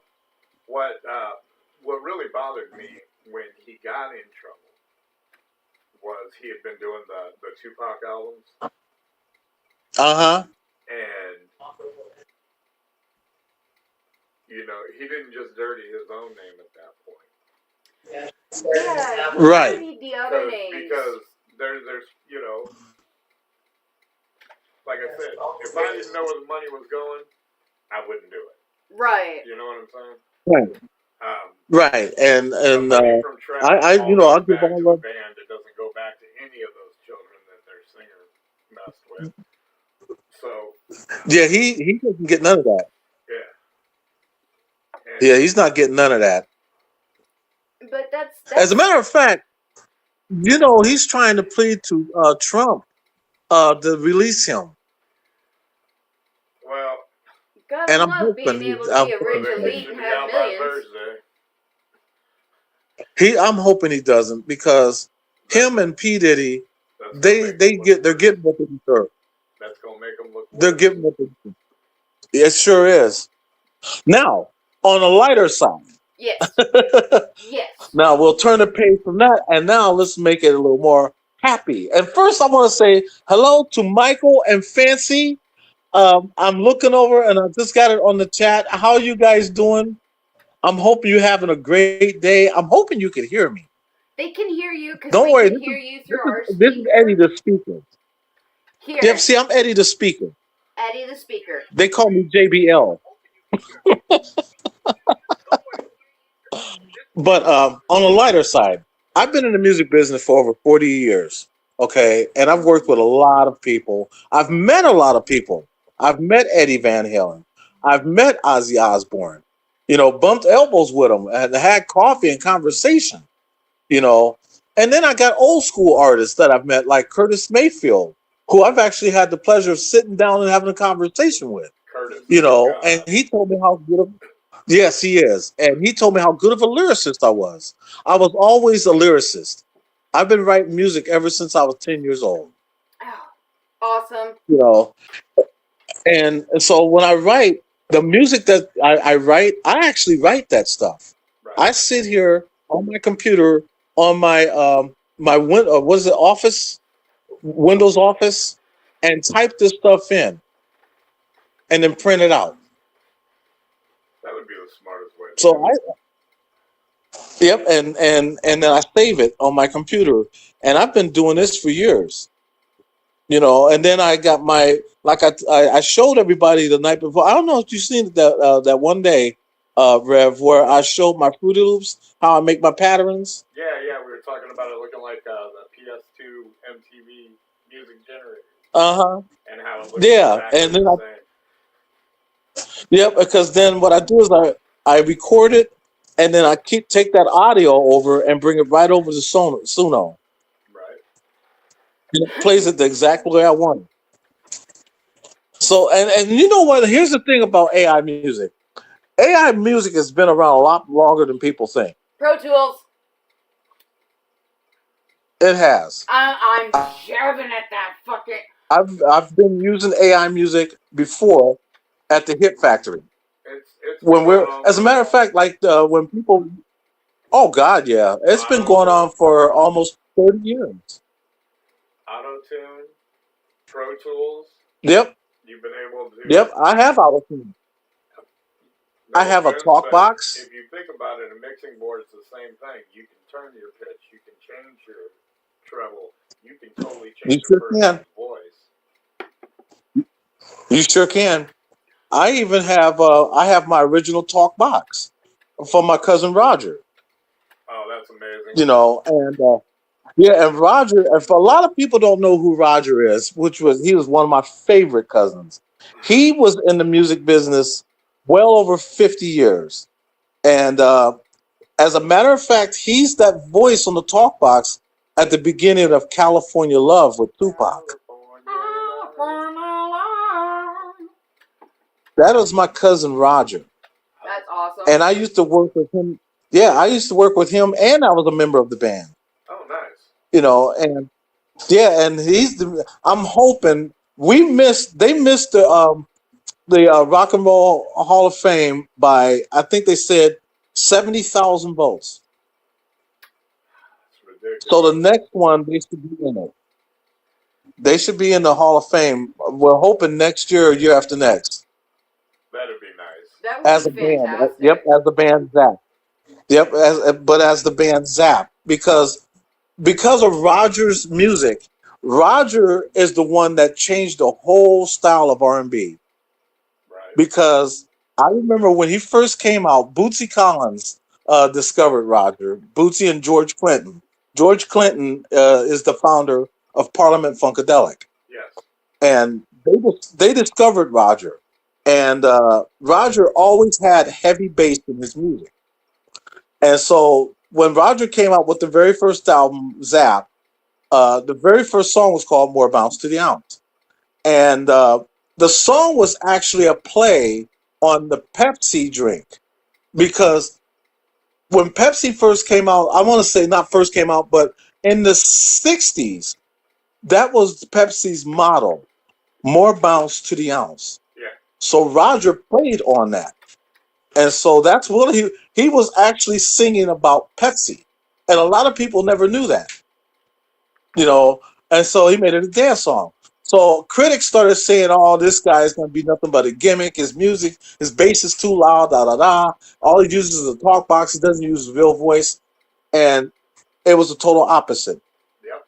That talk box is what made him famous, and he became known as the master of the talk box. Even Peter Frampton talked about Roger. Oh, You yeah. know, Joe Walsh.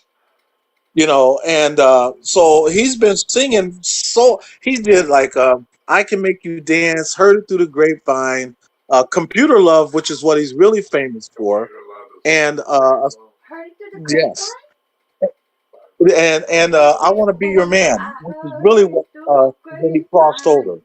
And I was with them on those times when we did the News That For You album. I was right there in the studio with him. I also lend my vocals Nice. on there, you know. And Roger would pay me under the table because of IRS. You know, he didn't want to get in trouble with the IRS and do the 1099 deal, so he would pay me under the table. I've seen what $1 million look like. Yep. I've had $1 million in my hand. Eddie, You know, yes, ma'am. okay, just because I want to make sure, and I, have my own music and shit like that that has my vocal trackings on it, so I'm kind of promoting myself with this. That Grapevine song, is it the one that goes, I heard it through the grapevine, not much Yeah. longer till you be mine. Yeah, the one Okay. by Marvin Gaye. Yeah. Yeah, Roger had redid it, and it's as a matter of fact, it's on his I want to say Many Facets of Roger album, and that song had become #1 again when he did it, his version, using the talk box. Weren't they using that during the California Raising commercials and stuff? His version. Yeah, they used it on California Raisins. That song was used in so many commercials, movies. You know, if you the movie Any Given Sunday, they used two of Roger's songs. They used "Heard It Through the Grapevine" and "Heartbreaker" on his on that movie Any Given Sunday. As a matter of fact, I got them. I'm staring right at the movie right now. I'm looking right at it. That's a good movie too with Al Pacino. Yeah.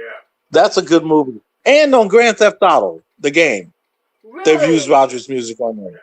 Yep, his On, music is on that. San Andreas. The one that you love. Oh, yeah. Yep, San Andreas. That's it. It's on San Andreas. He does nothing but Heartbreaker talk is on there. nonstop about Grand Theft Auto San Andreas and how he used to pop it in after he got home from work. I used to love playing it until Manny would watch me play it, and then now I can't play it no more around him because he takes it serious. I used to use the cheat mode and use that super punch. Vroom. And they used to love watching me fly across the street. So Jen barred me from playing it around the boys. You ever gone on a 12-hour run on that game and then had to get in the car? Yes. Did you do it? my God, dude, it's like you forget how to drive. You start holding the steering wheel like it's a controller and there ain't no damn buttons and you're like, how do I make it go forward?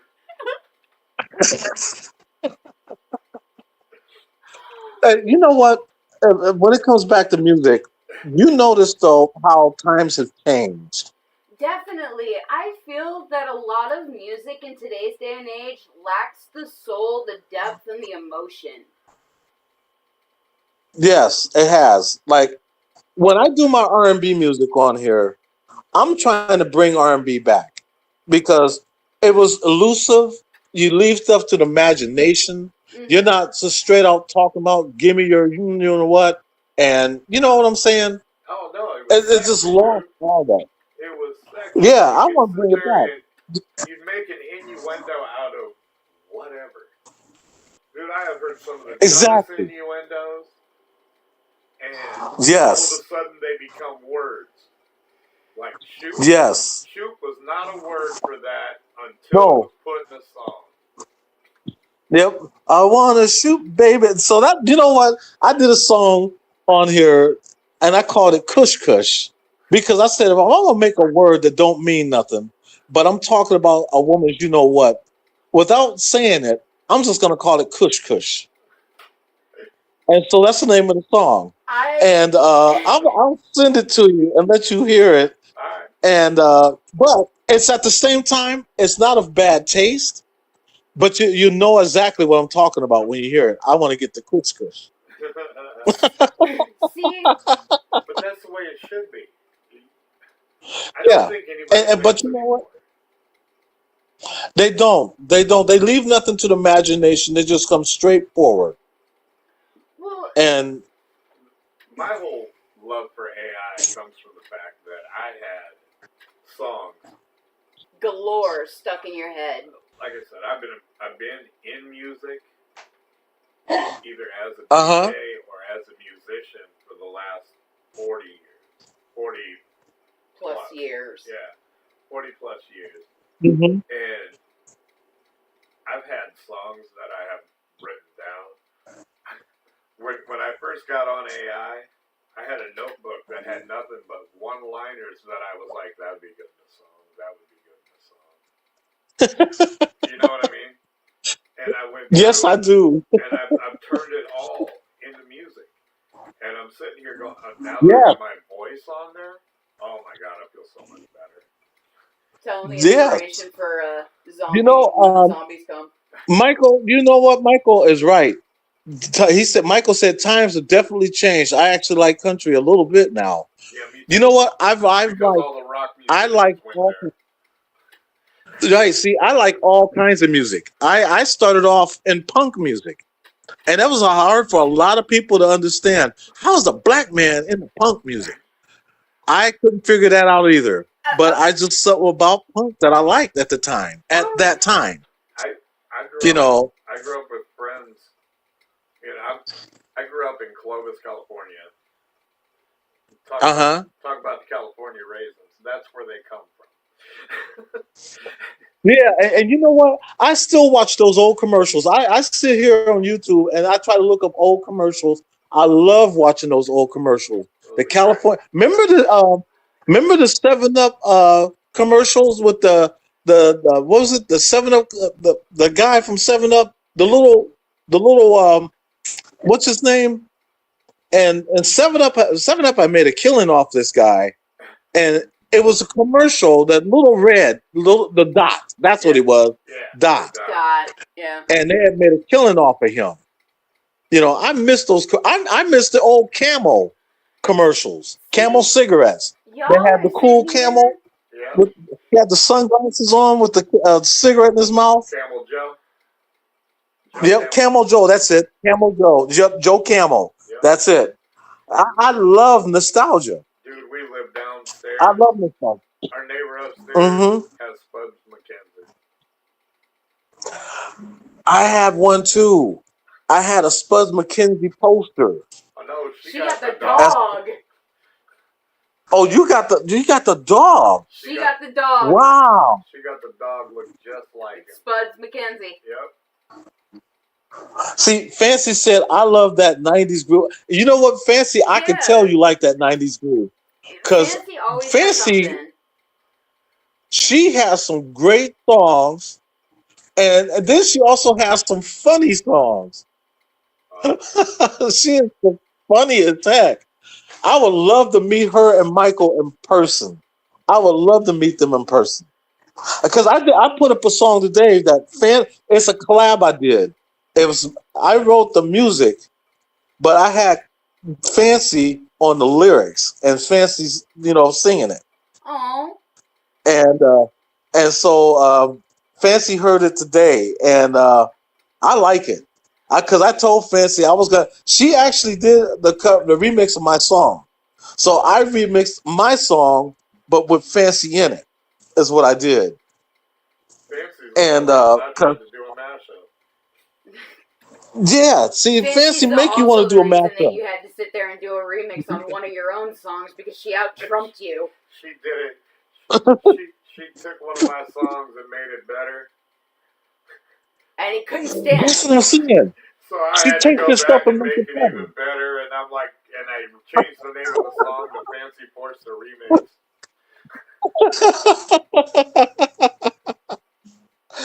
And man, I'll tell you, I love these guys. That's why I love when you guys come in, and I love when people mash our stuff. I love it. I Don't love forget it. I sat here and turned your satin room into velvet curtains or satin curtains or whatever the fuck it was. No, velvet room into satin curtains. That's what it was. Yeah. It put a whole new spin on an innuendo I wasn't even trying for. It did sound dirtier. But when we getting back to music, I tell people this, especially like my nephews. I told them, go independent. Oh yeah. Just go independent. Promote yourself, market yourself. And believe me, you'll make more money than you would going into like Capitol Records or someplace like that. Yeah. You don't need that anymore. I mean, look at what's that rapper? Tech Nine.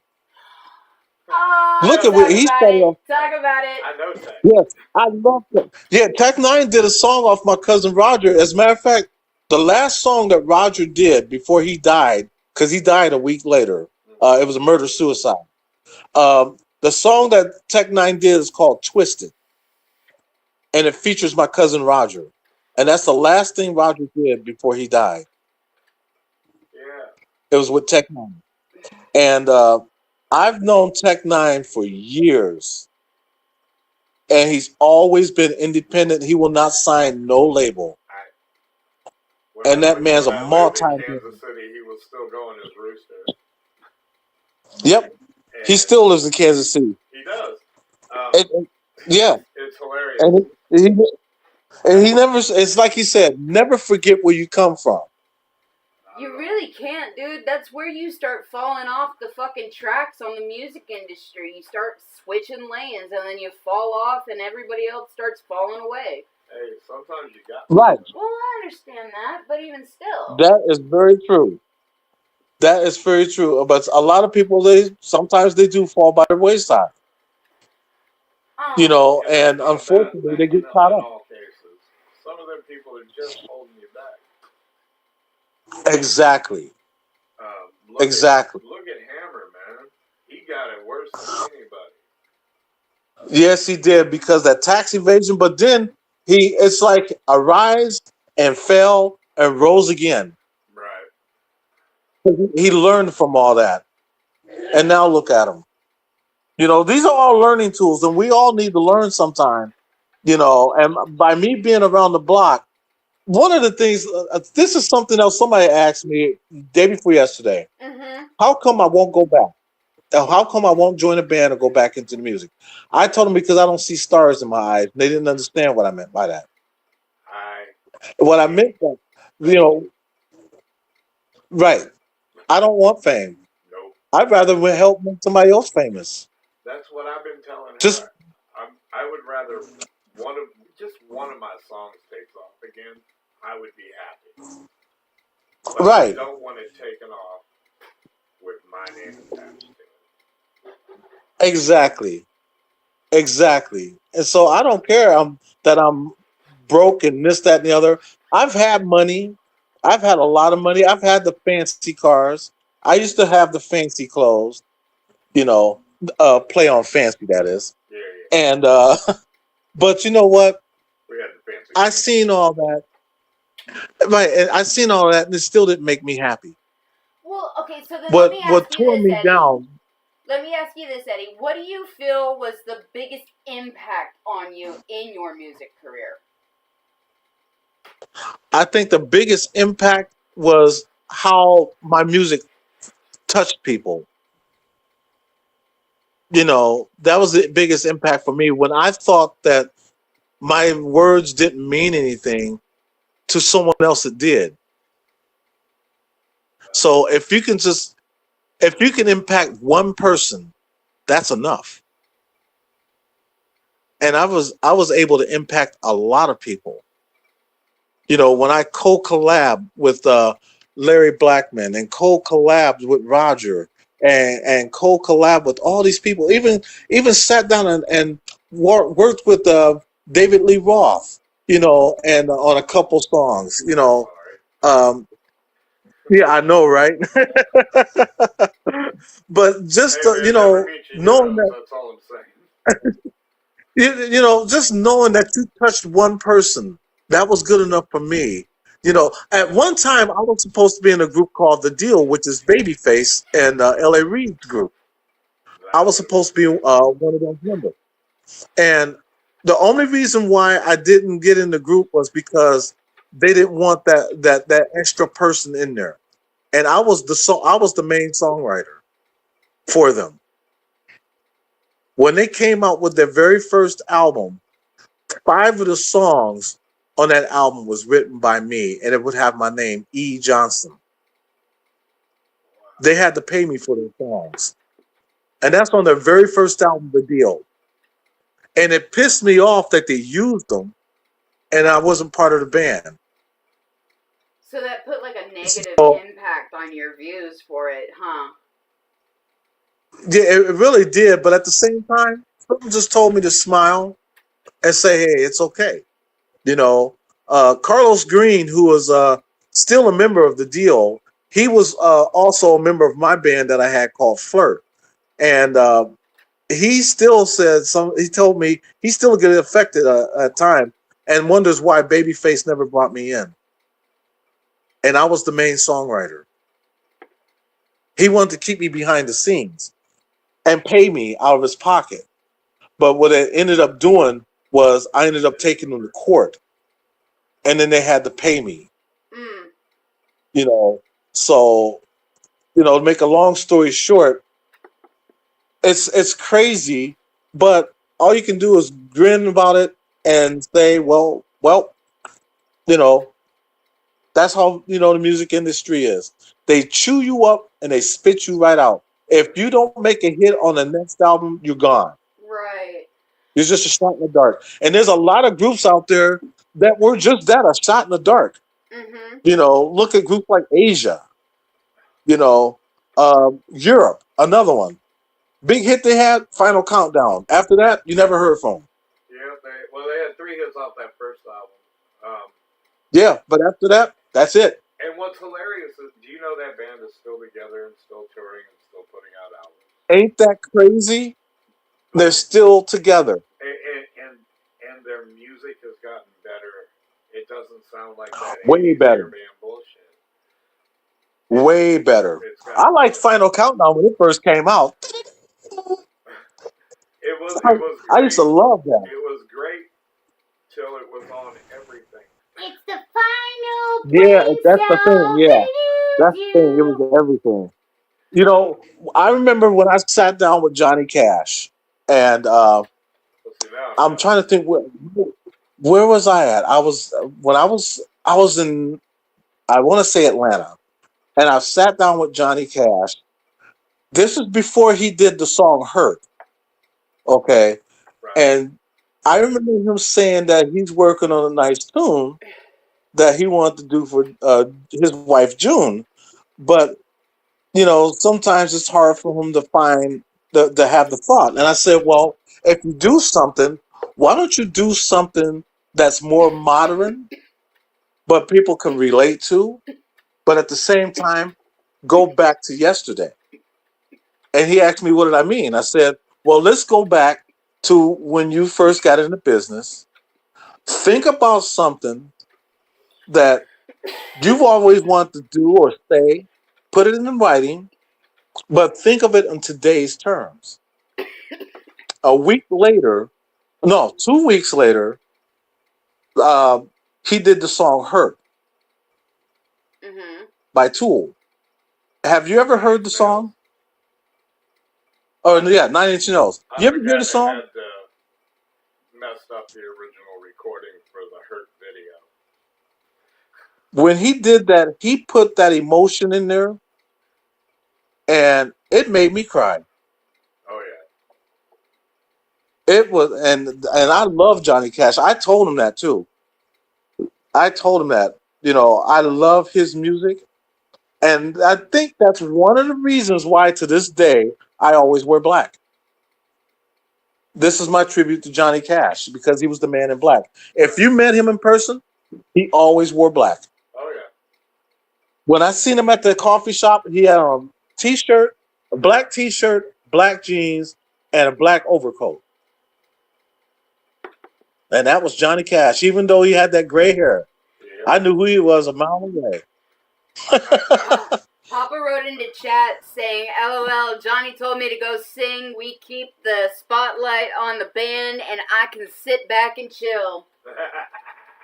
I'm good with that. Speaking of Johnny, that was another person I met, Johnny Paycheck. Really? I met him before he died. I met Waylon Jennings. I met Waylon. A person I almost got a chance to meet. I wanted to meet him so bad. Was Billy Gibbons. Billy Gibbons is the lead vocalist and guitarist for ZZ Top. Really? My Yes. uncle Steven was the bus driver for ZZ Top. Really? Yeah. I Yep. feel so left Billy out Gibbons. and like minuscule compared to you guys. I'm feeling all sorts of ostracized over here. I got to meet I got to meet ZZ Top when I was 14 years old when they came to town to play. And the whole reason I got to meet him is because I went to see my uncle. Man, I'm telling you, I'm gonna meet him eventually. I'm gonna meet him. I wrote to him. We message each other every now and then on or DM each other on Twitter. Well, X, and because it all relates to music. And the only reason is because me and him know like 15 people in common. We have 15 people we know in common, and we had never met. That's crazy. And that's what's crazy. We had never met, and yet we know the same people. Hold on a second. And it's crazy. Eddie, Kev says that he met him. Oh, you lucky. You lucky. That is a good dude. I've watched his documentary about him, and I learned so much more about him. And how they came up with the name ZZ Top, everything Right. I learned about him. But that's one of my favorite when it comes to, let's say, classic rock. It's gonna be ZZ Top #1 on my list. Yeah. And it's hard to call it classic rock anything. because it's like blues. Yeah, that's the thing. It is hard. It is. As a matter of fact, he just recently did a song with was it Buddy Guy?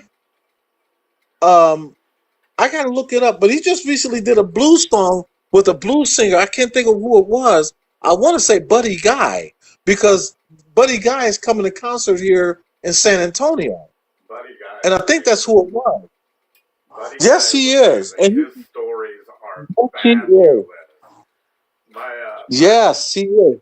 My uncle Sandy used to be the keyboardist and piano player for Chris Duarte. Really? Yeah. And we're talking Wow. Chris Duarte and the Bad Boys back in the 70s. I'm going to Yes, give you all a I know who that description of is. how it Yes. feels to sit between two people who are icons at one time.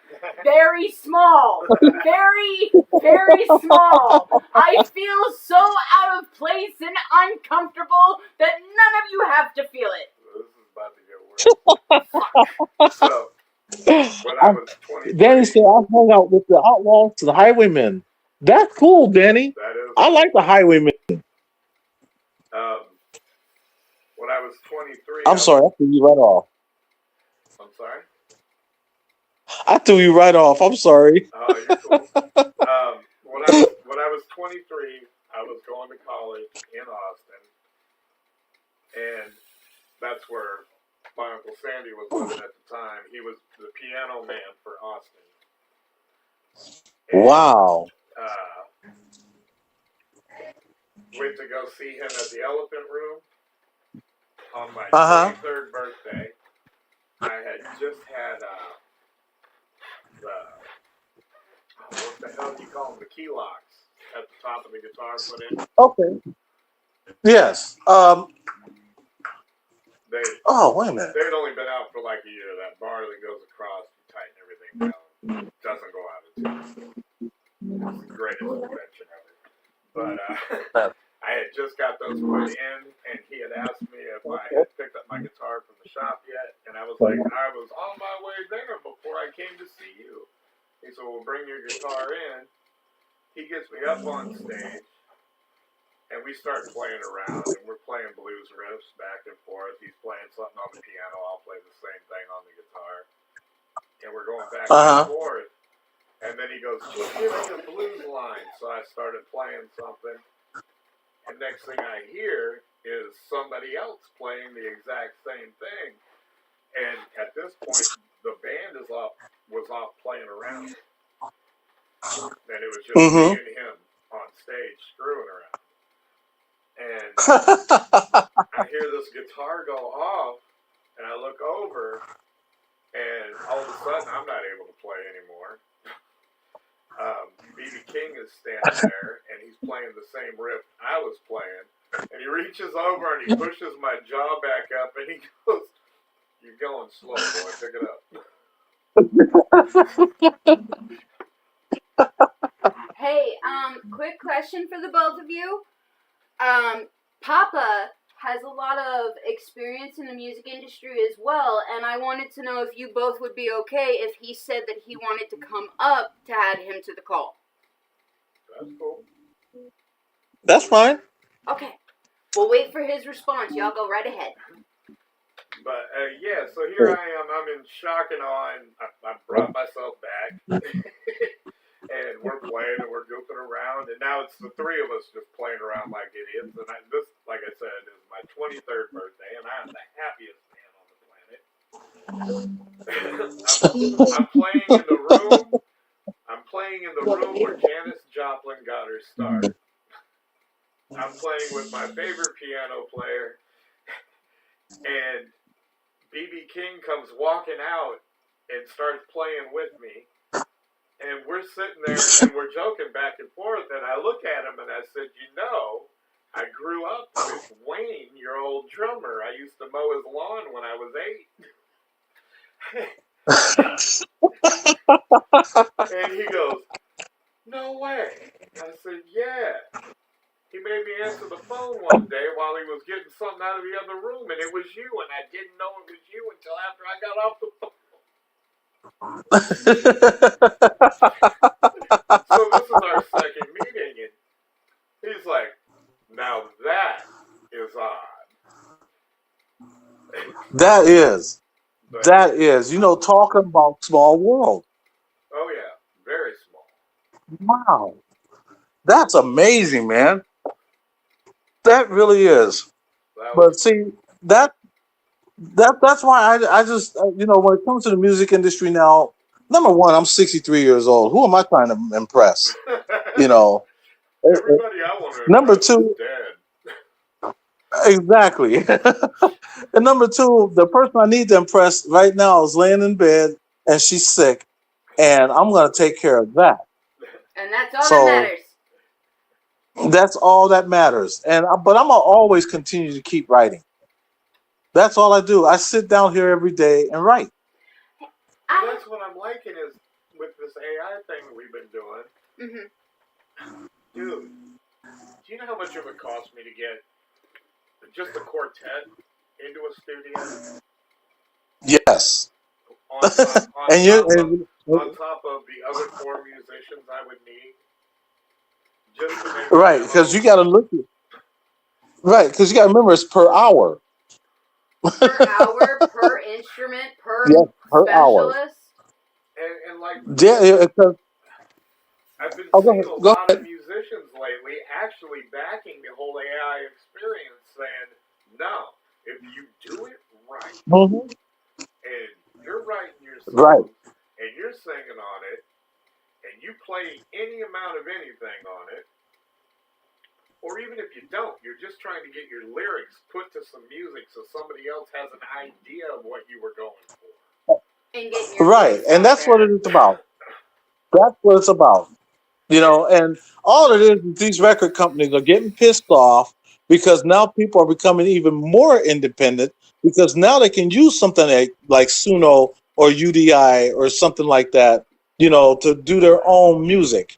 And See, they're just jealous. and this is where I come in and I state my whole freaking factors on the political stance of this is helping poor people, so companies are trying to put a chokehold on it. Exactly. Exactly. But That's exactly what they're doing. here's the other thing, though. The other thing I absolutely love about AI. We're going to get a new Randy Travis album. I love Randy Travis. Dude, when he had a stroke, Mm-hmm. it hurt a little piece of me. He's the first. I was not big into country music There's a lot of country music that until I just. heard Randy Travis. And then I was like, Yeah. finally, somebody who can tell a story, has a voice. Don't get me wrong, I love Willie. He's the greatest songwriter ever. He has written Oh yeah. more songs than any one person. Oh yeah. I love Willie Nelson too. But Willie Nelson, Neil Diamond, and Bob Dylan all have the same affliction, and that is they should not sing. Right, especially now. Yes. Oh God, yes. Yeah, especially now. It's Bob time to Dylan's just getting call it better quits. with age. Explain that. Right, figure that out. Well, his son at one time cut an album. I can't think of it. What's the name of it? Yep, Wildflowers. That's it. Jacob Dylan.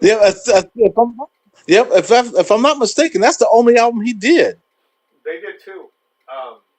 And they Did got they a hit do on two? both. Yeah. One headline. I Wow, cannot I didn't remember know what they the did two. second song was. They had another one hit in the top. It was over the top 40. I think it was like 28. Okay, because I only knew the one. I knew the one that he did, One headline. and I love that song to this day. Still, I still listen to that. Something that I have never been able to actually figure out was the one guy that was close back in the day to Randy Travis's voice. The guy that did Long Black Train. There's a long black train coming down the line. That one. I thought that was Randy Travis. Right. No, that was not Randy Travis. But you haven't heard from him since Randy Travis had that stroke. He was so similarized, or put to a similar standard of Randy Travis because of his vocals, that when Randy Travis had his stroke, you haven't heard from that man since. Josh Turner, yes. Yep, that's what I was going to say. Josh Turner. He still puts out albums. He does. He does. But he is not publicized enough then. No, he's not. And he had an addiction issue that came out on stage. Once that happens, you're done. Yeah, all of a sudden, the record company What's mouse? separate the artist from the artist. What's mouse? Right there. Hello? We're still here. You still there? Yes, Yeah. we're still here. Shake your booty. Oh. Shake, shake, shake. Hello? Your booty. Hold on. Are you still there? Yes. Yep. Yep. Yep. Yep. Yep. Yep. Yep. Yep. Yep. Yep. Yep. Yep. Yep. We're still here. Our mic died. I had to get the second one. I'm sorry. Oh, that's okay. I'm like, hello? Did I hang up? Oh no. My mic literally died. But the good thing is that I got two when I ordered them from Temu, so I have a spare. I am always fucking prepared.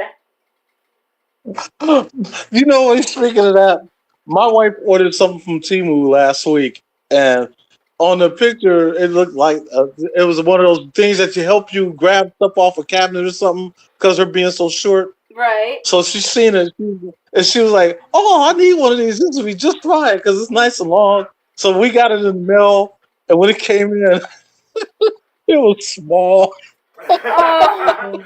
Oh my goodness. She got 8 inches of reach. 2 centimeters. It's like, what is this? Oh my god. She was like, "What is this?" I said, "That's what you ordered." You know, my daughter is 4'11". Okay, what is Really? Yep. That's why I told her. I told my wife Mickey Mouse is taller than her. You know that might be factual. Without the head on. Right. I lost. Where did I put it? Yep, It most of them. disappeared. What are The you other looking- mic. It's right here. Oh, I'm stupid. Hi. Panicking over nothing. It's okay. It's a common Toxie thing. She's freaking out over something she handed me. Shut up. Shut up. Hey, you know, my favorite thing is when somebody's looking for their phone and it's right there in their hand. Oh yeah, and they got the flashlight on to see if it's under the couch. Yeah. Then I sit there, I go, I don't know, I haven't seen it either. You know what? You've seen those videos on TikTok where the girl has a video or a picture sent to them by their boyfriend saying that you left your fucking phone here, and I would be the one that falls for it every time, okay? You know, I am not proud to admit it, but I'm not going to hide it either. I don't know if I'm Right. proud to admit it, but I am the guy that would take that picture. And you would be an asshole for it, but I'd still love you.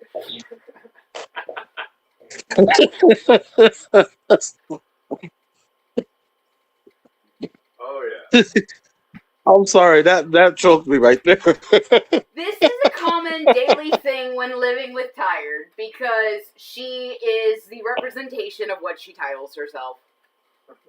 So let me ask you both something. How long you guys been together? 7 years. 7. Wow. I expected y'all to be longer than that. Here, That you want to know surprised something me. else that's pretty freaking funny? We are 20 years in an age gap to the date. Really? Yeah, damn near. So let me say then that Toxie, you're around in your early 40s. I'm 36 this year. 36? Yep. So that will, and you say 20 years? Yep. So I'm going to say that Rev is in his No, you're not. You wouldn't be in your 60. 56. 50. 56. Yep. That's, you know what? Same with me and Jen. Jen is 46, and I'm 63. Oh, jeez. I met Jen when she had just getting ready to turn 18. That's when I met her. And it's funny because when we first met, she thought I was gay. I just got that little flamboyant in touch with my emotions side. It's okay.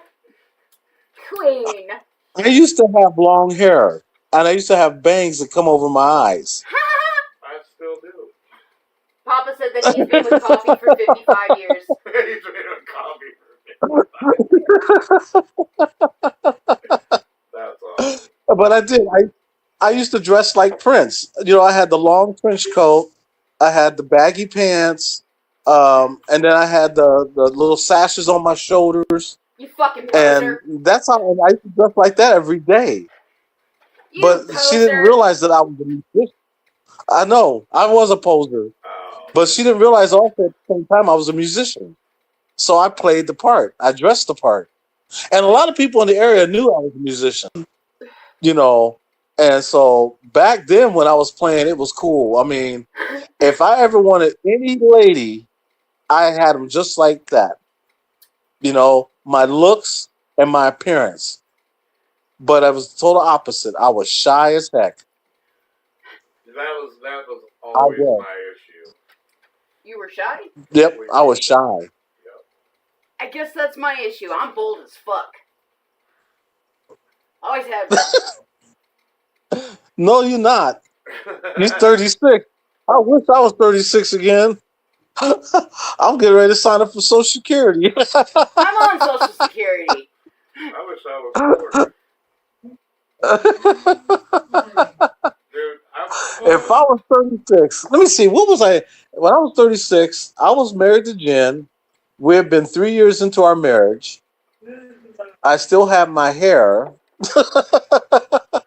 I made the Oh. mistake of cutting my hair one day because I figured it would come back. It never came back. Oh, so you're subconsciously blaming Jen for your lack of hair?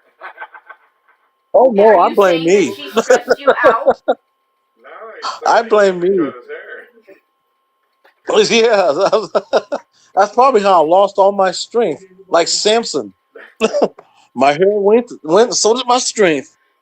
I could barely pick up a carton of eggs. Bowling alley, right there, buddy. There you go. Oh my goodness. That's great. Oh my goodness. But now, the good thing is now I can look back and by my experience, I can share it with other people, hoping that they can learn from it. And then I tell people at the same time, you have to learn for yourself, though. Right. And then when you find out, let me know. What did you learn? It is You know, definitely and one of those you have to have field experience whenever approaching something, and if you don't have the field experience, you need to be open-minded into learning it. exactly. It's just like me. We're everybody in this house. We're all open minded. The same thing when we do the paranormal. We always kept an open mind. You know, there's people out there that believe in Bigfoot and UFOs. Just because we haven't seen it doesn't mean it's not there. Yeah, just because we But haven't as seen a it doesn't mean person, Danny's wrong. right? But as Papa a is never person, we wrong. should Don't keep you an open call his mind. judgment into question around me. I'm teasing. I'm teasing. I'm having fun with it. Yeah, I know he is. Right. But as a person, we should always keep an open mind because there's always something there that we haven't seen that we may see in the future. Hey man, I have never been so arrogant as to think with all the billions of planets out there, this is the only one with life. Exactly. There's another one out there. We just haven't found it yet. And when they do find it, we'll be dead and gone. We won't know.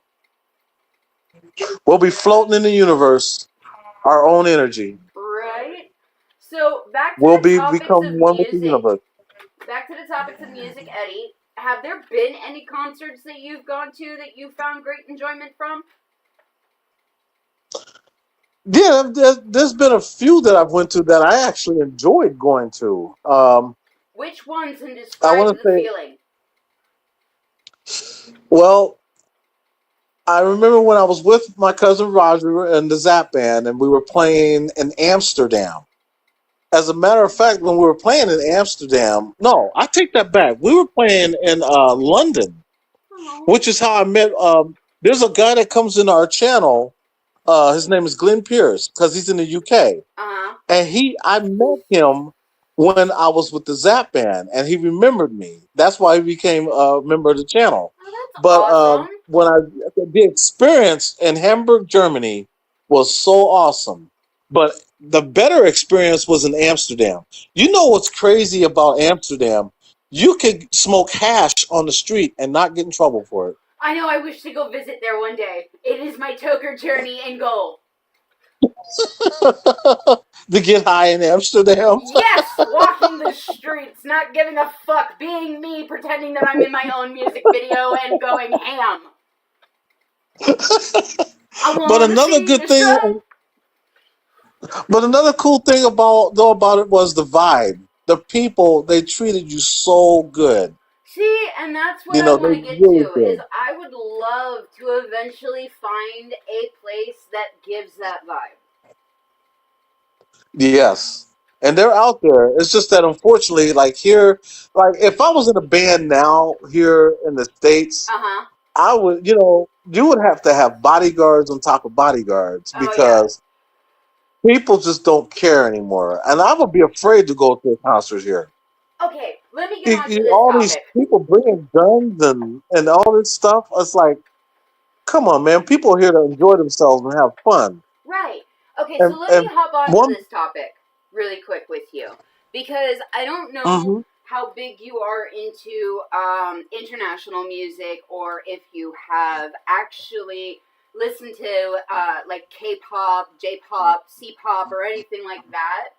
oh yeah, I'm listening to them.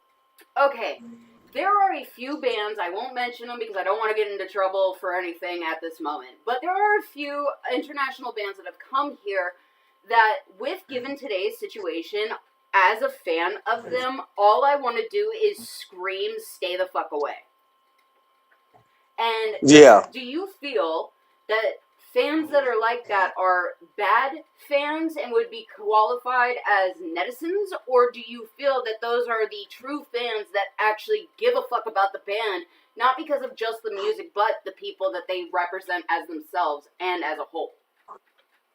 Well, see, it also depends on the message in their music. Because you got to remember, music, like I said before, is a universal language. So it's whatever the message is that you got in the music, people gravitate to that. So do you feel that a lot of people are going to want to sit there and trash the music because there's a beautiful message in it? Yeah, Go into depth on yeah, that for because me. it's in your music. Whatever you're talking. This is why we have lyricists. Okay, lyrics is basically a poem that you're writing, whether it's fiction or nonfiction. Okay, Mm-hmm. but you're telling a story. Exactly, but you're telling a story. Kids nowadays listen to this.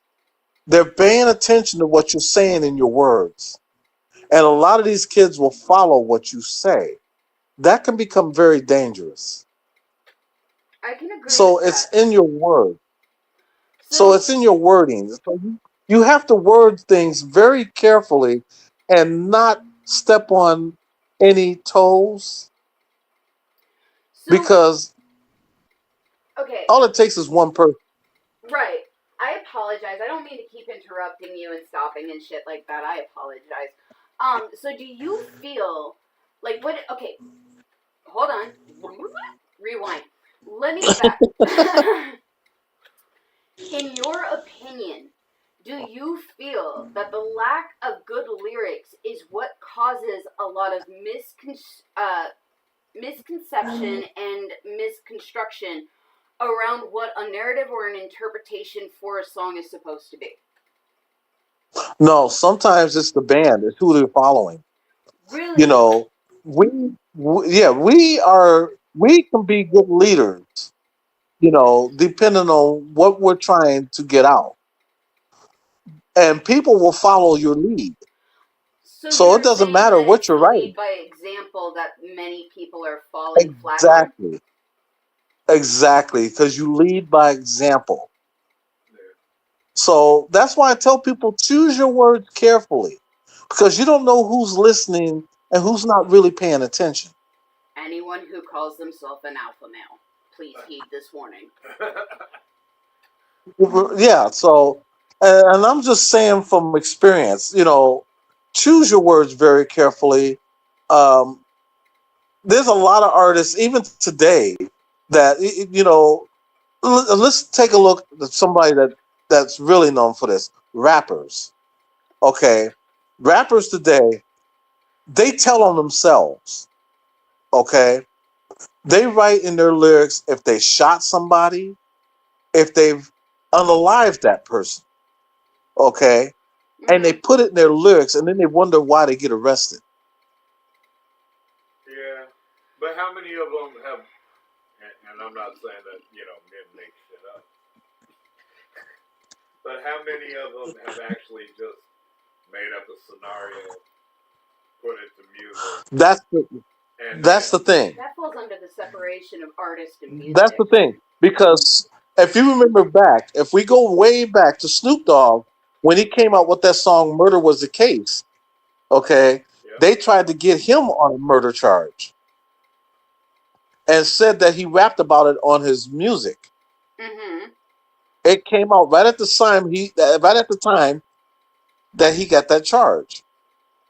And so after they dropped the charges, he dropped the record. Murder Was the Case. yep. That You was know, before I saw so yeah. a lot of See, boys were so actually trying to. sometimes nonfiction can become fiction real quick. Oh, dude, And then you he's got preaching to the choir of that rapper understanding on today that. that took the rapper today. I can't think of his name. It's on the tip of my tongue, but he told himself on a song.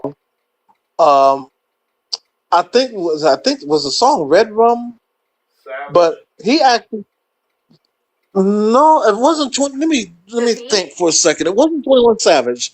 Um, they just arrested him recently Was and it? charged him with Kid with a murder 69 on his face. for the Oh, the chick kid that with the was. I 69 think on she his was face? 13. She was 9X. 13 years Or old. 6'9". It's 6'9". The chick was 13 years old, and this dude had killed this. She unalived this young Oh lady shit. Yeah, and then David. dismembered her, Yeah. and then put her in his Porsche and tried to say he was out of town. Yeah, see, and that's And the wrote motherfucker that I told you was connected to Hyunjin that I get worried about. and he wrote a song about it. But see, that's dumb. Apparently they have video of him showing up in a store with blood on a t-shirt, too, so... Yeah, ain't that crazy?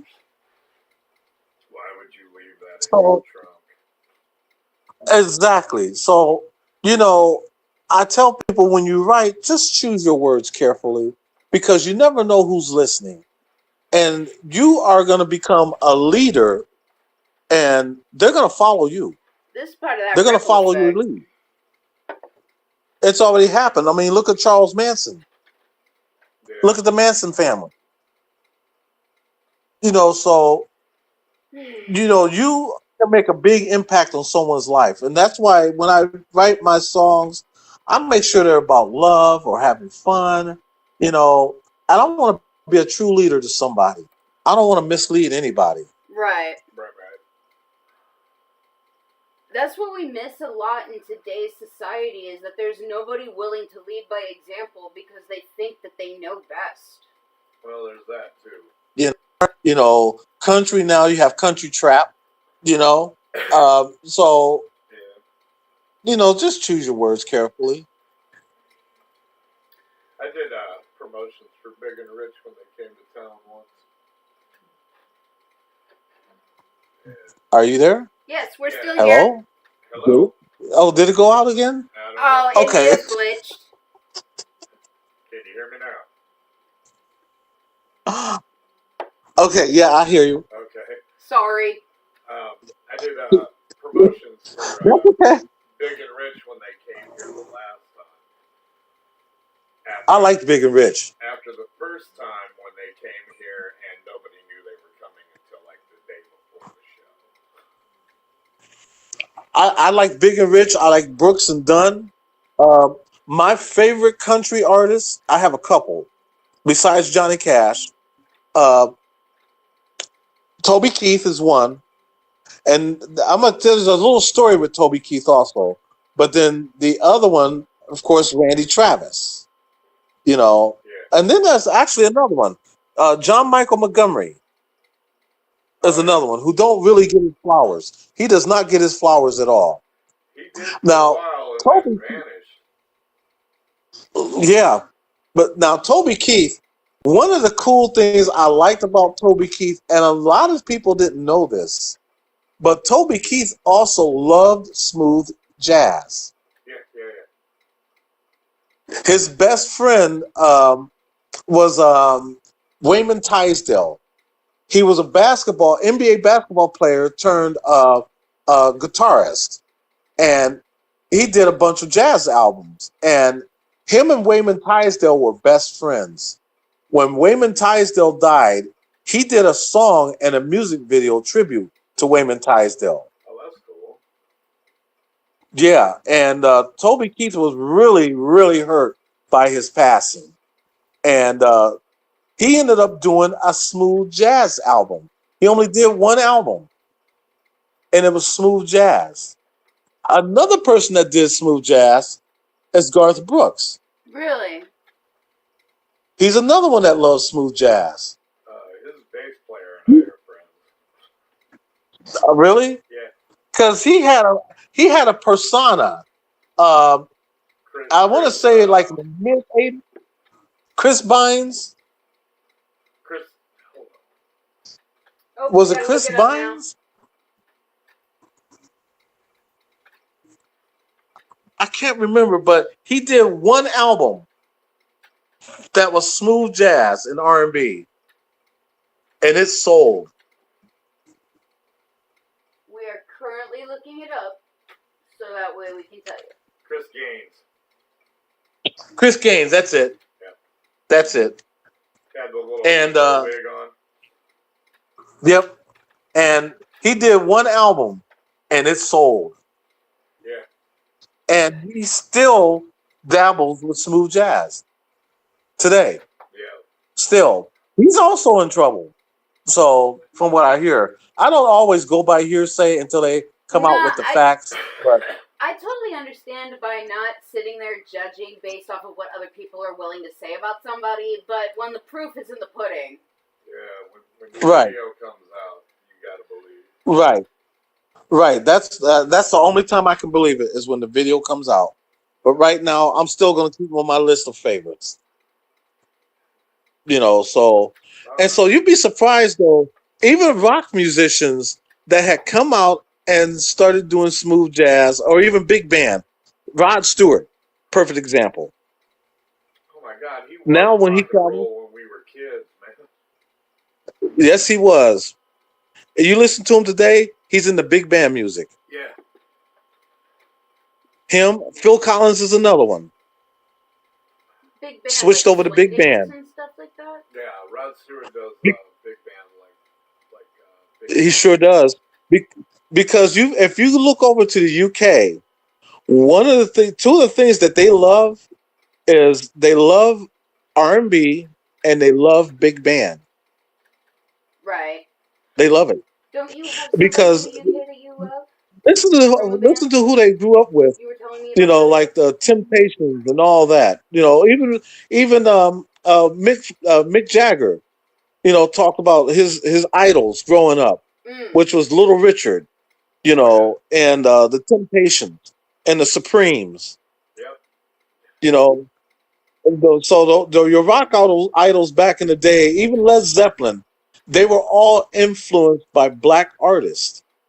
I don't doubt that. We were talking about that the other day, weren't we? We were talking about that the other day, how the Rolling Stones were influenced by Howlin' Wolf, and how they finally, after they had made it, and they got to a comfortable spot to where their record label would leave them alone, they made an album of Howlin' Wolf covers with Howlin' Wolf. They sure did. And one of the you are so right. Ever.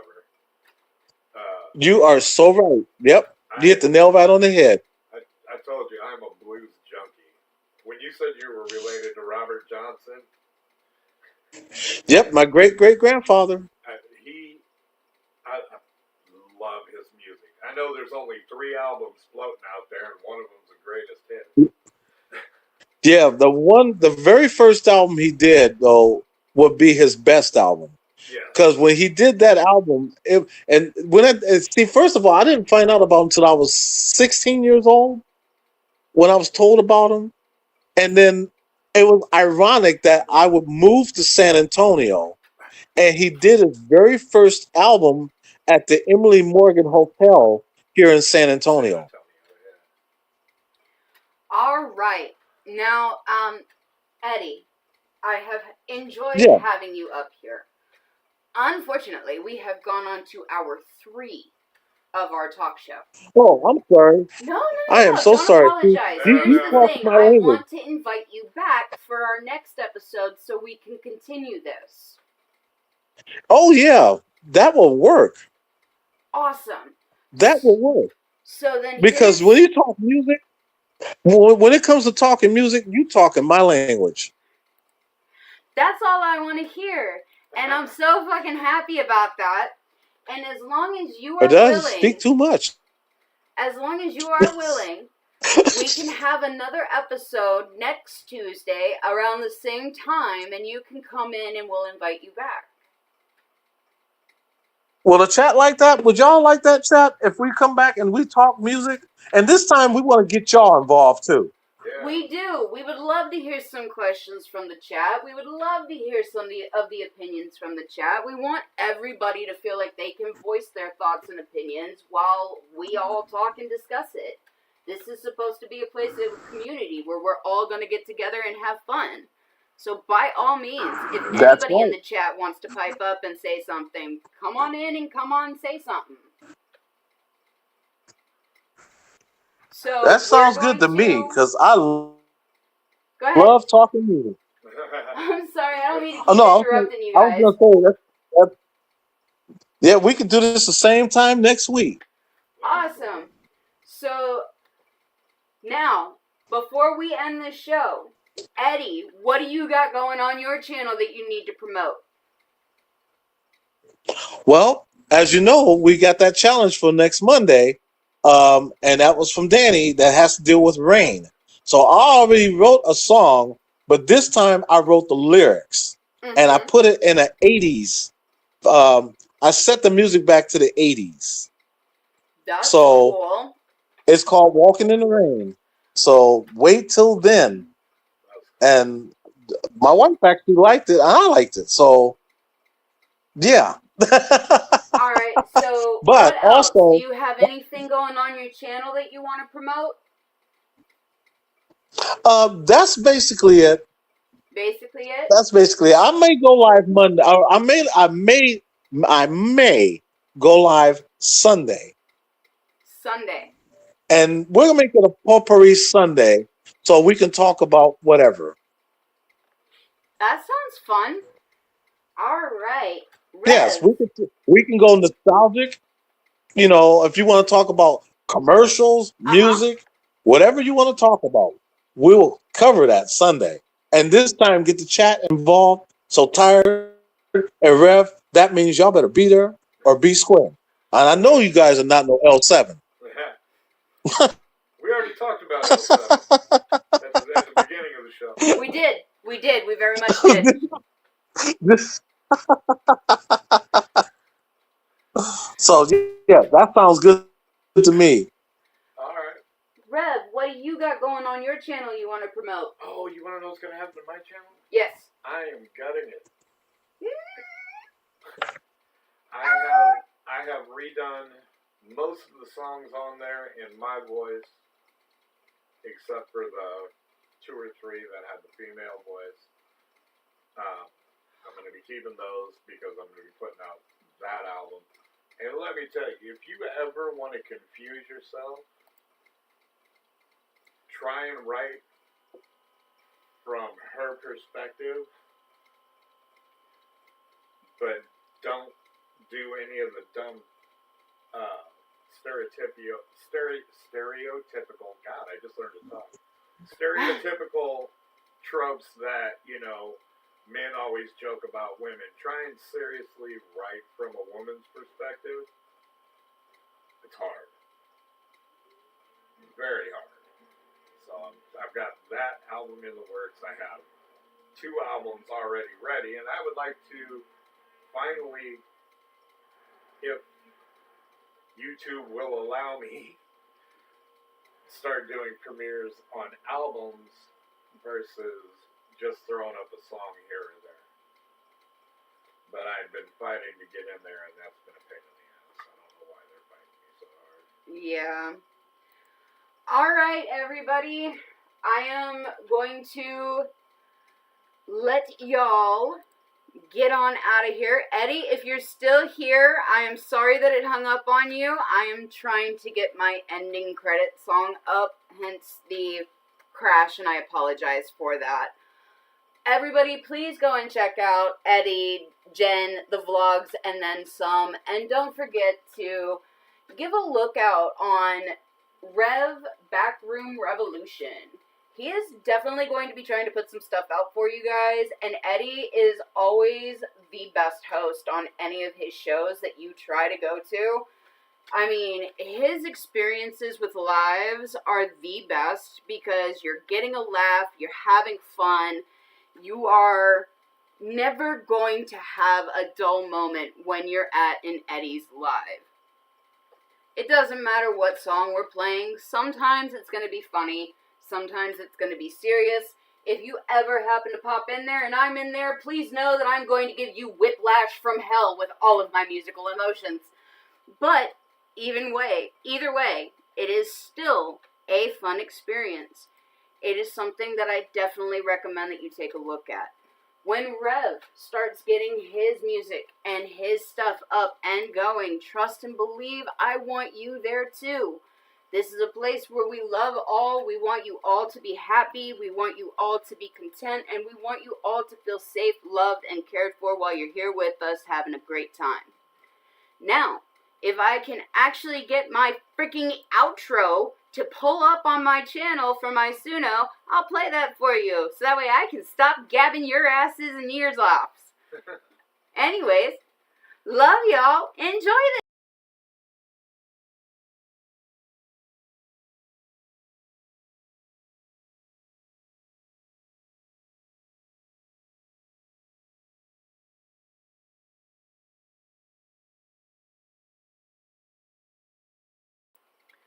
I don't know, I have to come back because I think my shit's crashing. Why does it always have to give me a technical difficulty problem? I promise the universe likes me to some extent, otherwise it wouldn't cause me this many problems.